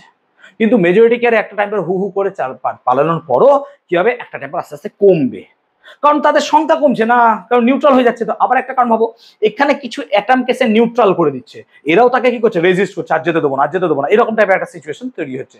যেমন যখন ফোনে একটা চার্জ করতে শুরু করি, 0 থেকে 20 বা 40% হু হু করে চার্জ হয়ে যায়, কিন্তু দেখবে 90 to 100 চার্জ হতে সময় বেশি নেয়। এখানেও তাই হচ্ছে। তাহলে এই যে ডিফিউশন কারেন্ট আস্তে আস্তে কি করছে, ডিক্রিজ করছে, আস্তে আস্তে ডিক্রিজ করছে। কিন্তু তখন ড্রিফট কারেন্ট কি হচ্ছে, আমার ইনক্রিজ করছে, কারণ মাইনরিটি ক্যারিয়ার গুলো তখন সুসুর করে দিয়ে বেরিয়ে যেতে পারছে, তখন এগুলোকে আর কেয়ার করছে না। কারণ এর মাইনরিটি ক্যারিয়ার নিশ্চয় বুঝতে পারছে হোল, হোল এদিকে চলে আসছে আর এদিকার ইলেকট্রন এদিকে চলে আসছে, তো তখন কি হচ্ছে, ড্রিফট কারেন্ট ইনক্রিজ করছে। তাহলে দুটো কেস বললাম, প্লিজ মাথায় রাখবে। ফার্স্ট কেস কি বললাম, ভালো করে বোঝো নাহলে মরবা। কি, যখনই ডিপ্লিশন রিজিয়ন ফর্ম হচ্ছে, এই রিজিয়নটাকে ডিপ্লিশন বলছি বাট এখন বলবো না, মানে পিএন জাংশন তৈরি হচ্ছে, তখন প্রথমে কি হচ্ছে স্যার, ডিফিউশন কারেন্ট বাড়ছে। মানে স্টেপ মনে রাখো, ডিফিউশন কারেন্ট কেন বাড়ছে স্যার, না তো মেজরিটি ক্যারিয়ার হু হু করে যাতায়াত করছে, এবং যাতায়াত করে তার প্রথম সম্মুখীন হচ্ছে স্যার এই জায়গাটাই, হ্যাঁ না বলো, কারণ ফার্স্ট অ্যাটমে গিয়েছে অ্যাটাক করছে। তো তখন কি হবে, যখন এগুলো আস্তে আস্তে নিউট্রাল হতে শুরু করছে, তখন কি হচ্ছে না, তো আস্তে আস্তে ডিফিউশন কারেন্টের রেটটা কি হচ্ছে, ডিক্রিজ করছে।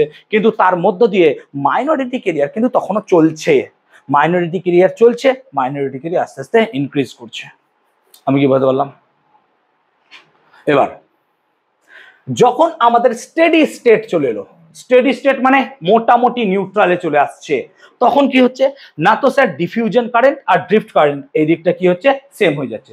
সেম হয়ে যাচ্ছে মানে এখান থেকে কোনো ইলেকট্রন আর পাস করতে পারছে না, এখান থেকে কোনো হোল আর পাস করতে পারছে না, সেই রকমই এখান থেকে কোনো ইলেকট্রন পাস করতে পারছে না, এখান থেকে হোল পাস করছে না, বা পাস করলেও যতটা এখান থেকে হোল এদিকে যাচ্ছে, মানে ডিফিউশন যত হচ্ছে ড্রিফটও তত হচ্ছে, অপোজিট দিকে হবে, বুঝতেই পারছো, সেজন্য ও পুরোপুরি স্টেডি স্টেটে ক্যান্সেল হয়ে যায়, যেটাকে ইকুইলিব্রিয়াম স্টেট আমরা ভাবতে সরি পারি।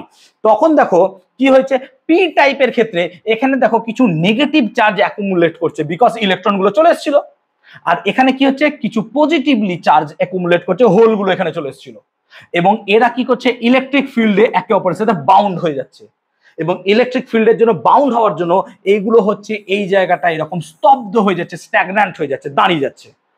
তার মানে এখানে যারা নেগেটিভ ক্যারিয়ার ছিল তারা এইটাকে আর অতিক্রম করতে পারছে না, আর এখানকার যারা হোল ছিল তারা এটাকে অতিক্রম করতে পারছে না, সেই জন্য স্টপ হয়ে যাচ্ছে কারেন্ট। ফার্স্ট স্টেপ কি বললাম, না তো স্যার যখন শুরু হচ্ছে মেজরিটি ক্যারিয়ার হু হু করে যাচ্ছে, থার্ড স্টেপে আর কেউই যেতে পারছে না, কেন, একটা opposite electric field automatic generate করে গেছে। ইলেকট্রিক ফিল্ডটা কোন দিক থেকে কোন দিকে কাজ করছে স্যার, প্লাস থেকে মাইনাস, মানে দেখ পি টাইপ থেকে এন টাইপে ফিল্ড হওয়া উচিত ছিল, কিন্তু ফিল্ড চলছে এদিক থেকে এদিকে, তাহলে অপোজিট ফিল্ড হয়ে গেছে না। তার মানে যতক্ষণ না এটা ভাঙছে ততক্ষণ এখান থেকে কোনো কারেন্ট ইলেকট্রন কিছু ফ্লোই করতে পারবে না। এই রিজিয়নটাকে আমরা বলছি ডিপ্লিশন রিজিয়ন, নিঃশেষিত অঞ্চল, মানে এই অঞ্চলটা শেষ না হলে আর তুমি কারেন্ট ফ্লোই করাতে পারবে না। এইটাই হচ্ছে ডিপ্লিশন রিজিয়ন ফরমেশন। ক্লিয়ার হয়েছে কনসেপ্টটা, বুঝতে পেরেছি? ক্লিয়ার হলো? এবার এই যে ডিপ্লিশন রিজিয়নটা ফর্ম হলো, তাহলে সেই ডিপ্লিশন রিজিয়নে একটা ইলেকট্রিক ফিল্ড আছে, ইলেকট্রিক ফিল্ড থাকার জন্য এখানে কি একটা পোটেনশিয়াল ডিফারেন্স অটোমেটিক্যালি জেনারেট করবে, এইটাকেই বলছি পোটেনশিয়াল ব্যারিয়ার, বিভব বাধা। পোটেনশিয়াল ব্যারিয়ার মানে কি, এখানে একটা ব্যারিয়ার কাজ করছে যাতে করে আর কোনো further penetration of electron or holes না হয়, এটাকে আমরা ডেল্টা ভি দিয়ে সাইন দিচ্ছি। তার মানে আমি যদি এখন এই পুরো পিএন জাংশনটাকে কোনো একটা মেটালিক কন্ট্যাক্ট মানে তামা বা কিছুর মধ্য দিয়ে কানেক্টেড করি, তাহলে শুরুতে কোনো ইলেকট্রন ফ্লো, কারেন্ট ফ্লো হবেই না। কেন হবে না? তবে যতক্ষণ এটা ভাঙছে না ততক্ষণ কি করে যাবে, যেতেই তো পারবে না। সেই জন্য হঠাৎ করে ডায়োডে কারেন্ট দিলে যদি সেই কারেন্ট বা সেই পোটেনশিয়াল এই নিঃশেষিত অঞ্চলকে ভাঙতে যথেষ্ট না হয়, কারেন্ট তোমার হবে জিরো। কথাটা যা বললাম না, খুব দামি কথা বললাম, শুনলে কিনা আমি ঠিক জানি না। যতক্ষণ না আমার এই পোটেনশিয়াল ভাঙবে কোনো কারেন্ট ফ্লো হবে না। মানে আমি যদি এখন আইভি ডায়াগ্রাম অঙ্কন করি, আমি যখন ভি এর মান 0.1 দিয়েছি মানেই হু করে কারেন্ট পাবো, নাও হতে পারে। ধরো এখানকার পোটেনশিয়াল ডিফারেন্স 5 ভোল্ট, যদি বা সম্ভব জীবনে নয় তাও ধরে নিচ্ছি 5 ভোল্ট, মানে একে তোমাকে 5.1 দেবে তবেই কারেন্ট ফ্লো হবে। এই পোটেনশিয়ালটাকে আমরা বলি থ্রেশহোল্ড পোটেনশিয়াল। থ্রেশহোল্ড পোটেনশিয়াল মানে এর থ্রেশহোল্ড পোটেনশিয়াল 5 ভোল্ট, মানে 5 এর পর দিব তবেই কারেন্ট হবে, নাহলে শুরু হবে না। সেজন্য অনেক ডায়োড থাকে যারা নর্মালি 0.1 ভোল্ট বা 2 ভোল্ট এগুলোতে কাজ করে না। আই হোপ ক্লিয়ার করে পেরেছি। সো এটাকে বলছি potential barrier. I hope Times দিলাম। এবং দেখো এটা হচ্ছে পোটেনশিয়াল ব্যারিয়ার, এই ব্যারিয়ারটাকে যতক্ষণ না অতিক্রম করতে পারছো ততক্ষণ তোমার কাজ চলছে না। এবার আমরা কি করছি, ফরওয়ার্ড বায়াস দিচ্ছি। What is bias? বায়াস কাকে বলে? Bias is nothing but connecting a device, connecting a device to circuit. এটাকে তুমি ভাবতে পারো, যেমন ধরো এটা কোন একটা ডিভাইস আছে, কোন ডিভাইস, একে তুমি ব্যাটারির প্লাস মাইনাসের সাথে যুক্ত করেছো মানে তুমি বায়াস করে দিয়েছো, এটাকে বায়াস দিয়েছো। এবার বায়াস দু রকমের হবে, একটা ফরওয়ার্ড বায়াস আর একটা হচ্ছে রিভার্স বায়াস, ঠিক আছে।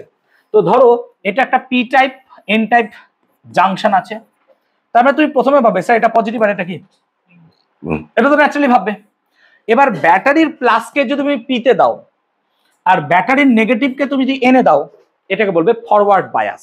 ফরওয়ার্ড বায়াস মানে প্লাসের সাথে প্লাস, নেগেটিভের সাথে নেগেটিভ। আর উল্টোটা যদি দাও, পি এর সাথে যদি ব্যাটারির নেগেটিভটাকে কানেক্ট করো আর এন এর সাথে ব্যাটারি যদি পজিটিভকে কানেক্টেড করো, এটা হবে রিভার্স বায়াস।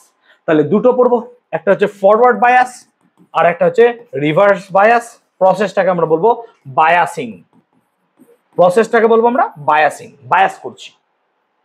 ক্লিয়ার হলো? কনসেপ্টটা কি বোঝাতে পেরেছি? ক্লিয়ার হয়েছে? চলো forward bias.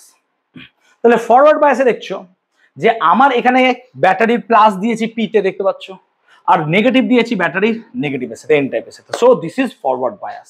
So forward bias আর রিভার্স বায়াস কাকে বলে যদি বলে, তাহলে আই হোপ এবার লিখতে পারবো যে কোনো একটা ইনস্ট্রুমেন্টে বা পিএন জাংশনকে পি টাইপকে ব্যাটারি পজিটিভের সাথে আর এন টাইপকে ব্যাটারি নেগেটিভের সাথে যুক্ত করলে আমরা যে বায়াস পাবো সেটাকে বলবো ফরওয়ার্ড বায়াস। সিম্পল কনসেপ্ট হবো ফরওয়ার্ড বায়াস মানে তুমি ভাবতে পারো ইলেকট্রিক ফিল্ড এই দিক থেকে এইদিকে যাচ্ছে, মানে তুমি ভাবো প্লাস মানে এখানে প্রচুর প্লাস আছে, তুমি এটা ভাবো, আর মাইনাস মানে তুমি জাস্ট ভাবো, ইমাজিন করে এখানে প্রচুর মাইনাস আছে। তো ন্যাচারালি কি হবে স্যার, এই মাইনাস গুলোকে এদিকে ঠেলবে, এই মাইনাস ইলেকট্রন গুলোকে ঠেলবে। আবার এইভাবে ভাব, আবার এখানে প্লাস আছে মানে ও কি করবে, যা ইলেকট্রন আছে এদিকে টানবে, তাই না, হু করে টানতে থাকবে। তার মানে দেখ একটা টাইম পর কি হবে, যখন এই ইলেকট্রিক ফিল্ডের এগেনস্টে আছে, কিন্তু যখন এই ইলেকট্রিক ফিল্ডের এগেনস্টে গিয়ে, ধরো উদাহরণ দিচ্ছি, এখানে ইলেকট্রন, জাস্ট উদাহরণ, এখানকার ইলেকট্রিক ফিল্ড 1.5 নিউটন পার কুলম, কিন্তু আমি যখনই 1.6 নিউটন পার কুলম দিয়ে দিব, মানে কি হবে, এই ইলেকট্রনটা একে ভেঙে দেবে, এই ফিল্ডটা একে ভেঙে দেবে। যখনই এই ফিল্ড ভেঙে যাবে তখন কি হবে, এখানকার সমস্ত ইলেকট্রন হু করে এদিকে শুরু করবে আর হোলগুলো সব এদিকে যেতে শুরু করবে। তাহলে আলটিমেটলি কারেন্ট আমি সবসময় কোন দিক থেকে কোন দিকে পাবো, এদিক থেকে এদিকে পাবো। এবং ফরওয়ার্ড বায়াস অ্যাপ্লাই করলে কি হবে, এই ডিপ্লিশন রিজিয়ন আস্তে আস্তে কমতে থাকবে। কেন কমবে স্যার, প্লাস আছে মাইনাস আছে, ও কি করছে, এই প্লাস গুলোকে টানবে, মাইনাস গুলোকে আস্তে আস্তে কি করবে, এটাকে ভেঙে দেবে। সো ডিপ্লিশন রিজিয়ন ভেঙে যাবে ফরওয়ার্ড বায়াস অ্যাপ্লাই করলে, এবং কারেন্ট তখন কি হবে, পি থেকে এন এ ফ্লো করবে, এইদিকে কারেন্ট ফ্লো করবে। মানে ফরওয়ার্ড বায়াসে তোমার কারেন্ট কি হবে, ফ্লো হবে, কারেন্ট ফ্লো করবে এবং একটা ডাইরেকশনে ফ্লো করতে থাকবে। তো ফরওয়ার্ড বায়াসের ক্ষেত্রে আমরা সেই সিনারিও বোঝালাম, এবং ফরওয়ার্ড বায়াসের ক্ষেত্রে আমরা এই সিচুয়েশনটা দেখলাম, ডিপ্লিশন রিজিয়ন কমছে এবং পটেনশিয়াল ব্যারিয়ারের মান কি হয়ে যাচ্ছে, কমে যাচ্ছে। একটা টাইম পর যখন কি হবে, এখান থেকে পুরোপুরি কারেন্ট ফ্লো হবে, পটেনশিয়াল ব্যারিয়ার থাকবেই না, পুরোপুরি জিরো হয়ে যাবে, কেটে যাবে, পুরো এই ব্যারিয়ার আর থাকবেই না, নিঃশেষিত অঞ্চল পুরোপুরি বাদ হয়ে যাবে। তাহলে যদি বলা হয় ফরওয়ার্ড বায়াসে নিঃশেষিত অঞ্চল কি হয় না, তো এটা কি হয়, ছোট হয়ে যায়, আস্তে আস্তে শ্রিঙ্ক করে। সো ইট শ্রিঙ্কস অ্যাকচুয়ালি, মাথার উপরে শ্রিঙ্ক, ছোট হয়ে যাবে, আস্তে আস্তে ফট করে ভেঙে যাবে, নষ্ট হয়ে যাবে, আর থাকবে না। ক্লিয়ার হলো? তো এটা পিএন জাংশন কারেন্টটাকে এদিক থেকে এদিকে ফ্লো করাচ্ছে, কোন বায়াসে, ফরওয়ার্ড বায়াসে। কিন্তু যদি আমরা রিভার্স বায়াস দেখি, আমরা যদি রিভার্স বায়াস দেখি, রিভার্স বায়াস আমি ওগুলো পরে বোঝাচ্ছি, ভাবে না বোঝাবো না।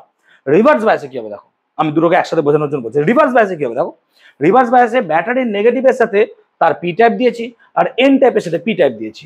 এবার তুই ভাব, যেমন ভাবে ভাবলাম এরকম ভাবে ভাব, যে এখানে প্রচুর পরিমাণে নেগেটিভ আছে আর এখানে প্রচুর পরিমাণে পজিটিভ আছে। তার মানে কি হচ্ছে দেখ, এই নেগেটিভ গুলো কি করছে, ইলেকট্রনকে এদিকে ঠেলে দিচ্ছে, আর অলরেডি তো এখানে ইলেকট্রন আছেই, তার মানে এখানে ইলেকট্রনের নাম্বার আরো কি হবে বলতো, বাড়বে। তাহলে এখানে কি হবে, পজিটিভ আছে বলে এখানকার হোলগুলোকে ঠেলছে ওইদিকে, জাস্ট নর্মালি ভাব, তাহলে এখানকার হোলের সংখ্যা বাড়বে। তার মানে এখানে প্লাসের মান যদি আরো বেড়ে যায়, মাইনাস যদি বেড়ে যায়, তাহলে ফিল্ড কি হবে, আস্তে আস্তে বাড়বে। ফিল্ড আস্তে আস্তে বাড়ছে, আমি যত ভোল্টেজ বাড়াচ্ছি, তাহলে এ কোনোদিন ভাঙবে নাকি, বরং এ কি হবে, আস্তে আস্তে বাড়বে। তাহলে রিভার্স বায়াসে ডিপ্লিশন রিজিয়ন সাইজে বেড়ে যাবে, কিন্তু ফরওয়ার্ড বায়াসে কমবে। তার মানে রিভার্স বায়াসে জীবনে কারেন্ট ফ্লো করতে পারবে না, পারবে?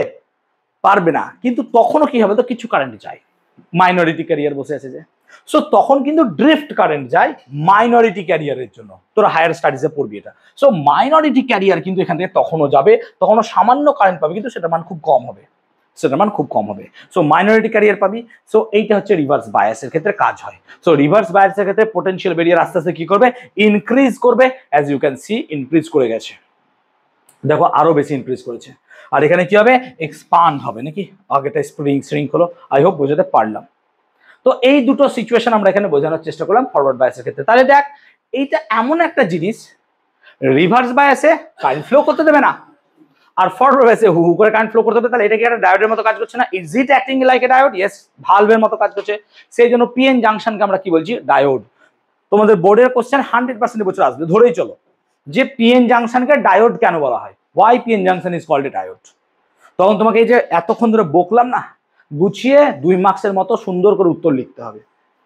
সো পিএন জাংশনের মধ্যে এই ঘটনা ঘটছে বলে আমরা পিএন জাংশনকে এইভাবে লিখছি যে এইটা হচ্ছে তার এন পার্ট, এটা হচ্ছে পি পার্ট। সো একটা পিএন জাংশনকে আমরা ডায়োড আকারে এইভাবে লিখবো, এটা হচ্ছে পিএন জাংশন ডায়োড। যারা কম্পিউটার পড়ছিস তারা অনেক আগে থেকে এগুলো জানিস। তো পিএন জাংশন এইভাবে আমরা লিখবো। সো পিএন জাংশনকে কোনো জায়গায় এইভাবে পিএন জাংশন লিখবো না, এইটা মানে পিএন জাংশন ডায়োড। মাথায় রাখবো এটা হবে নেগেটিভ, এদিকটা হবে পজিটিভ, এইভাবে চলবে আমাদের, প্লাস থেকে মাইনাস, আর কারেন্ট এদিকে ফ্লো করবে। সো এটা হচ্ছে পিএন জাংশন ডায়োড, এইভাবেই তোমাদের আঁকা আছে পিএন জাংশন ডায়োডকে। এবার আইভি ক্যারেক্টারিস্টিক্স মানে বুঝতে পারছো, কারেন্ট ভার্সেস পোটেনশিয়াল। তাহলে আমি একটু আগে কি আলোচনা করলাম, যে কারেন্ট ভার্সেস পোটেনশিয়াল গ্রাফ যদি ড্র করতে চাও, ভাই ভি বাড়াবে কারেন্ট খুঁজবে। মানে কি, এমন একটা সেটআপ যেখানে একটা ডায়োড দিয়েছি আর আমি ভোল্টেজ মাপছি কারেন্ট মাপছি। আমি এখানে কি করছি, ভোল্টেজ বাড়াচ্ছি, রিওস্ট্যাট আছে তো, ভোল্টেজ বাড়াচ্ছি কারেন্ট খুঁজছি। 0.1 ভোল্টেজে কারেন্ট পাবো, নাও তো হতে পারে, যেটা এখন বললাম। কেন হবে না বলতো, ওই যে ডিপ্লিশন রিজিয়নটাকে আমাকে ভাঙতে হবে। সেই জন্য কারেন্ট যদি গ্রাফ ফলো করো, দেখো গ্রাফ এখানে প্রায় 0.4 থেকে শুরু হচ্ছে, দেখতে পাচ্ছ। তার মানে এর ক্ষেত্রে থ্রেশহোল্ড ভোল্টেজ, যেটাকে আমরা অনেক সময় নি ভোল্টেজ বলি, সেটা ভ্যালু হচ্ছে কত, 0.4 ভোল্ট। তার মানে 0.4 ভোল্ট পর্যন্ত এমনি ওকে ভাঙতে লাগবে এই ডিপ্লিশন রিজিয়নটাকে। তারপর কি হবে দেখো, যখনই ডিপ্লিশন রিজিয়ন ভেঙে যাচ্ছে তার কিছু পরে দেখো হু হু করে কারেন্ট বেড়ে যাচ্ছে। তার মানে কি হচ্ছে, নাম্বার অফ ইলেকট্রন হোলস তখন প্রচুর পরিমাণে কি হচ্ছে, যাতায়াত করছে, বলে এই জায়গাটায় কি হচ্ছে, ফরওয়ার্ড বায়াসে কারেন্ট আমরা হু হু করে পেয়ে যাচ্ছি। আমি বোঝাতে পারলাম ব্যাপারটা? সো এই জিনিসটা এখানে লেখা আছে, আই হোপ বোঝাতে পারছি আমরা। এবার ফরওয়ার্ড বায়াসে তার তো রেজিস্ট্যান্স থাকবে। রেজিস্ট্যান্স মানে কি, স্লোপ নাকি রে, নিশ্চয়ই এখান থেকে আইভি ভার্সেস লেখচিত্র স্লোপ বার করবি। স্লোপ বার করলে দেখ 1/r মানে কি হবে, কন্ডাক্টিভিটি হবে। তো কন্ডাক্টিভিটি থেকে রেজিস্ট্যান্স পেয়ে যেতে পারিস। ফরওয়ার্ড বায়াসের রেজিস্ট্যান্স কত হয়, 10 ওহম থেকে 100 ওহম, খুবই কম। তাহলে এবার বুঝতে পারছি যখন রিভার্স বায়াসে যাবে এর মান তখন তুই গিগা ওহমে চলে যাবে, মেগা ওহম, গিগা ওহমে চলে যাবে, এত বড় ভোল্টেজ আসবে। আই হোপ ফরওয়ার্ড বায়াসটা বোঝাতে পারলাম। সেম কেস অ্যাপ্লাই করব রিভার্সের ক্ষেত্রে। যখন রিভার্সের ক্ষেত্রে আমরা দেখব সেম সিচুয়েশন, আইভি গ্রাফ। রিভার্সের ক্ষেত্রে কি হবে বলতো, তখন আমাদের কোনো কারেন্টই পাবো না, এই রিজিয়নে কোনো কারেন্টই পাবো না, কোনো কারেন্ট পাবো না। কিন্তু আমি কি বললাম, মাইনরিটি ক্যারিয়ারের জন্য কারেন্ট চলবে। তো মেজরিটি ক্যারিয়ার কারেন্ট যেদিকে নিয়ে যাবে, মাইনরিটি কোন দিকে নিয়ে যাবে, উল্টো দিকে নিয়ে যাবে। সেই জন্য আমরা রিভার্স বায়াসে একটা কারেন্ট পাবো মাইনরিটি ক্যারিয়ারের জন্য। এই কারেন্টটা হচ্ছে মাইনরিটি ক্যারিয়ারের জন্য। এবার ধর, ভালো করে বোঝ, এবার ধর আমি এখানে কি করছি, ভোল্টেজ বাড়াতেই থাকছি, বাড়াচ্ছি বাড়াতে, কিন্তু এত ইলেকট্রিক ফিল্ড এখানে বেড়ে যাবে, ও কি করবে, এটাকে ভেঙে দিতে পারবে। কিন্তু সেটা অনেক ভোল্টেজে, সেই ভোল্টেজটাকে এখানে ডিনোট করা হচ্ছে এই ভোল্টেজটা। এই ভোল্টেজ দেখ 100 ভোল্ট। তখন কি হচ্ছে, ওই যে ডিপ্লিশন রিজিয়নটা আছে না, ডিপ্লিশন রিজিয়নটা টিকছেই না। কারণ কি, এখানে যে পরিমাণ ইলেকট্রিক ফিল্ড আমি দিয়েছি তার ফলে এখানে ভাইব্রেশন শুরু হয়ে গেছে, এত এনার্জি, তার ফলে এই ভাইব্রেশনে এইটা টিকছে না। সেই না টেকার কারণে এটা কি হচ্ছে, পুরোপুরি ব্রেকডাউন হয়ে যাচ্ছে। এই জন্য এই ভোল্টেজটাকে আমরা বলতে পারি কি, স্যার ব্রেকডাউন ভোল্টেজ। কিছু কিছু ডায়োড আছে যারা এই ব্রেকডাউন ভোল্টেজে কাজ করে, তাদেরকে আমরা জেনার ডায়োড বলি। জেনার ডায়োড এরকম কিছু কিছু ডায়োড আছে, তারা কি করে, এই ব্রেকডাউন রিজিয়নে কাজ করে। তাদের ব্রেকডাউন আবার 100 ভোল্ট নয়, অনেকটা কম হয়। এই ব্রেকডাউন দুটো কারণে হয়, একটা হচ্ছে অ্যাভালাঞ্চে ব্রেকডাউন আর একটা হচ্ছে জেনার ব্রেকডাউন। এটা আমি নেক্সট দিন বোঝাবো, আজকে নয়। এখানে অ্যাভালাঞ্চে দাঁড়াও, অ্যাভালাঞ্চে ব্রেকডাউন আছে। অ্যাভালাঞ্চে আর জেনার ব্রেকডাউনের ওয়ার্কিং প্রিন্সিপালটা কি করে হয় সেটা আমরা নেক্সট দিন বোঝাবো। এবার যখন ব্রেকডাউন হয়ে যাচ্ছে তখন কি হচ্ছে, আর আমার ডিপ্লিশন রিজিয়ন থাকছে না। সো ডিপ্লিশন রিজিয়ন যদি না থাকে কারেন্ট কি হবে, হু হু করে বেড়ে যাবে। সো ব্রেকডাউনের পর কারেন্ট দেখতে পারবে, কিন্তু কার জন্য হচ্ছে মাইনরিটি ক্যারিয়ার। সো মাইনরিটি ক্যারিয়ারের জন্য কারেন্ট কিন্তু তোমরা অপোজিটে চলবে, এদিকে চলবে না। সো যদি কমপ্লিট গ্রাফ আঁকতে চাই আমরা IV character for forward as well as reverse, গ্রাফটা কি আমার এরকম দাঁড়াবে। এই পার্টটা হবে কিসের জন্য স্যার, ফরওয়ার্ডের জন্য হবে। এই গ্রাফটা কিসের জন্য হবে, রিভার্স। কিন্তু মাথায় রাখবি এত দূর পর্যন্ত সব সময় পাবি না, এটা ব্রেকডাউনের জন্য হয়। গ্রাফটা অ্যাকচুয়ালি এইটুকু আছে, তোদের বই হয়তো এতটুকুই থাকবে, কিন্তু আমরা পুরো গ্রাফটাকে কমপ্লিট করলে এরকম পাওয়া যাবে। এটা হবে total graph for IV characteristics. Clear? আমরা এতদূর পড়লাম, নেক্সট দিন আমরা জেনার ডায়োড থেকে পড়বো। আই হোপ ক্লাস ভালো লেগেছে আজকে। ক্লিয়ার হয়েছে? নেক্সট দিন দেখা হবে।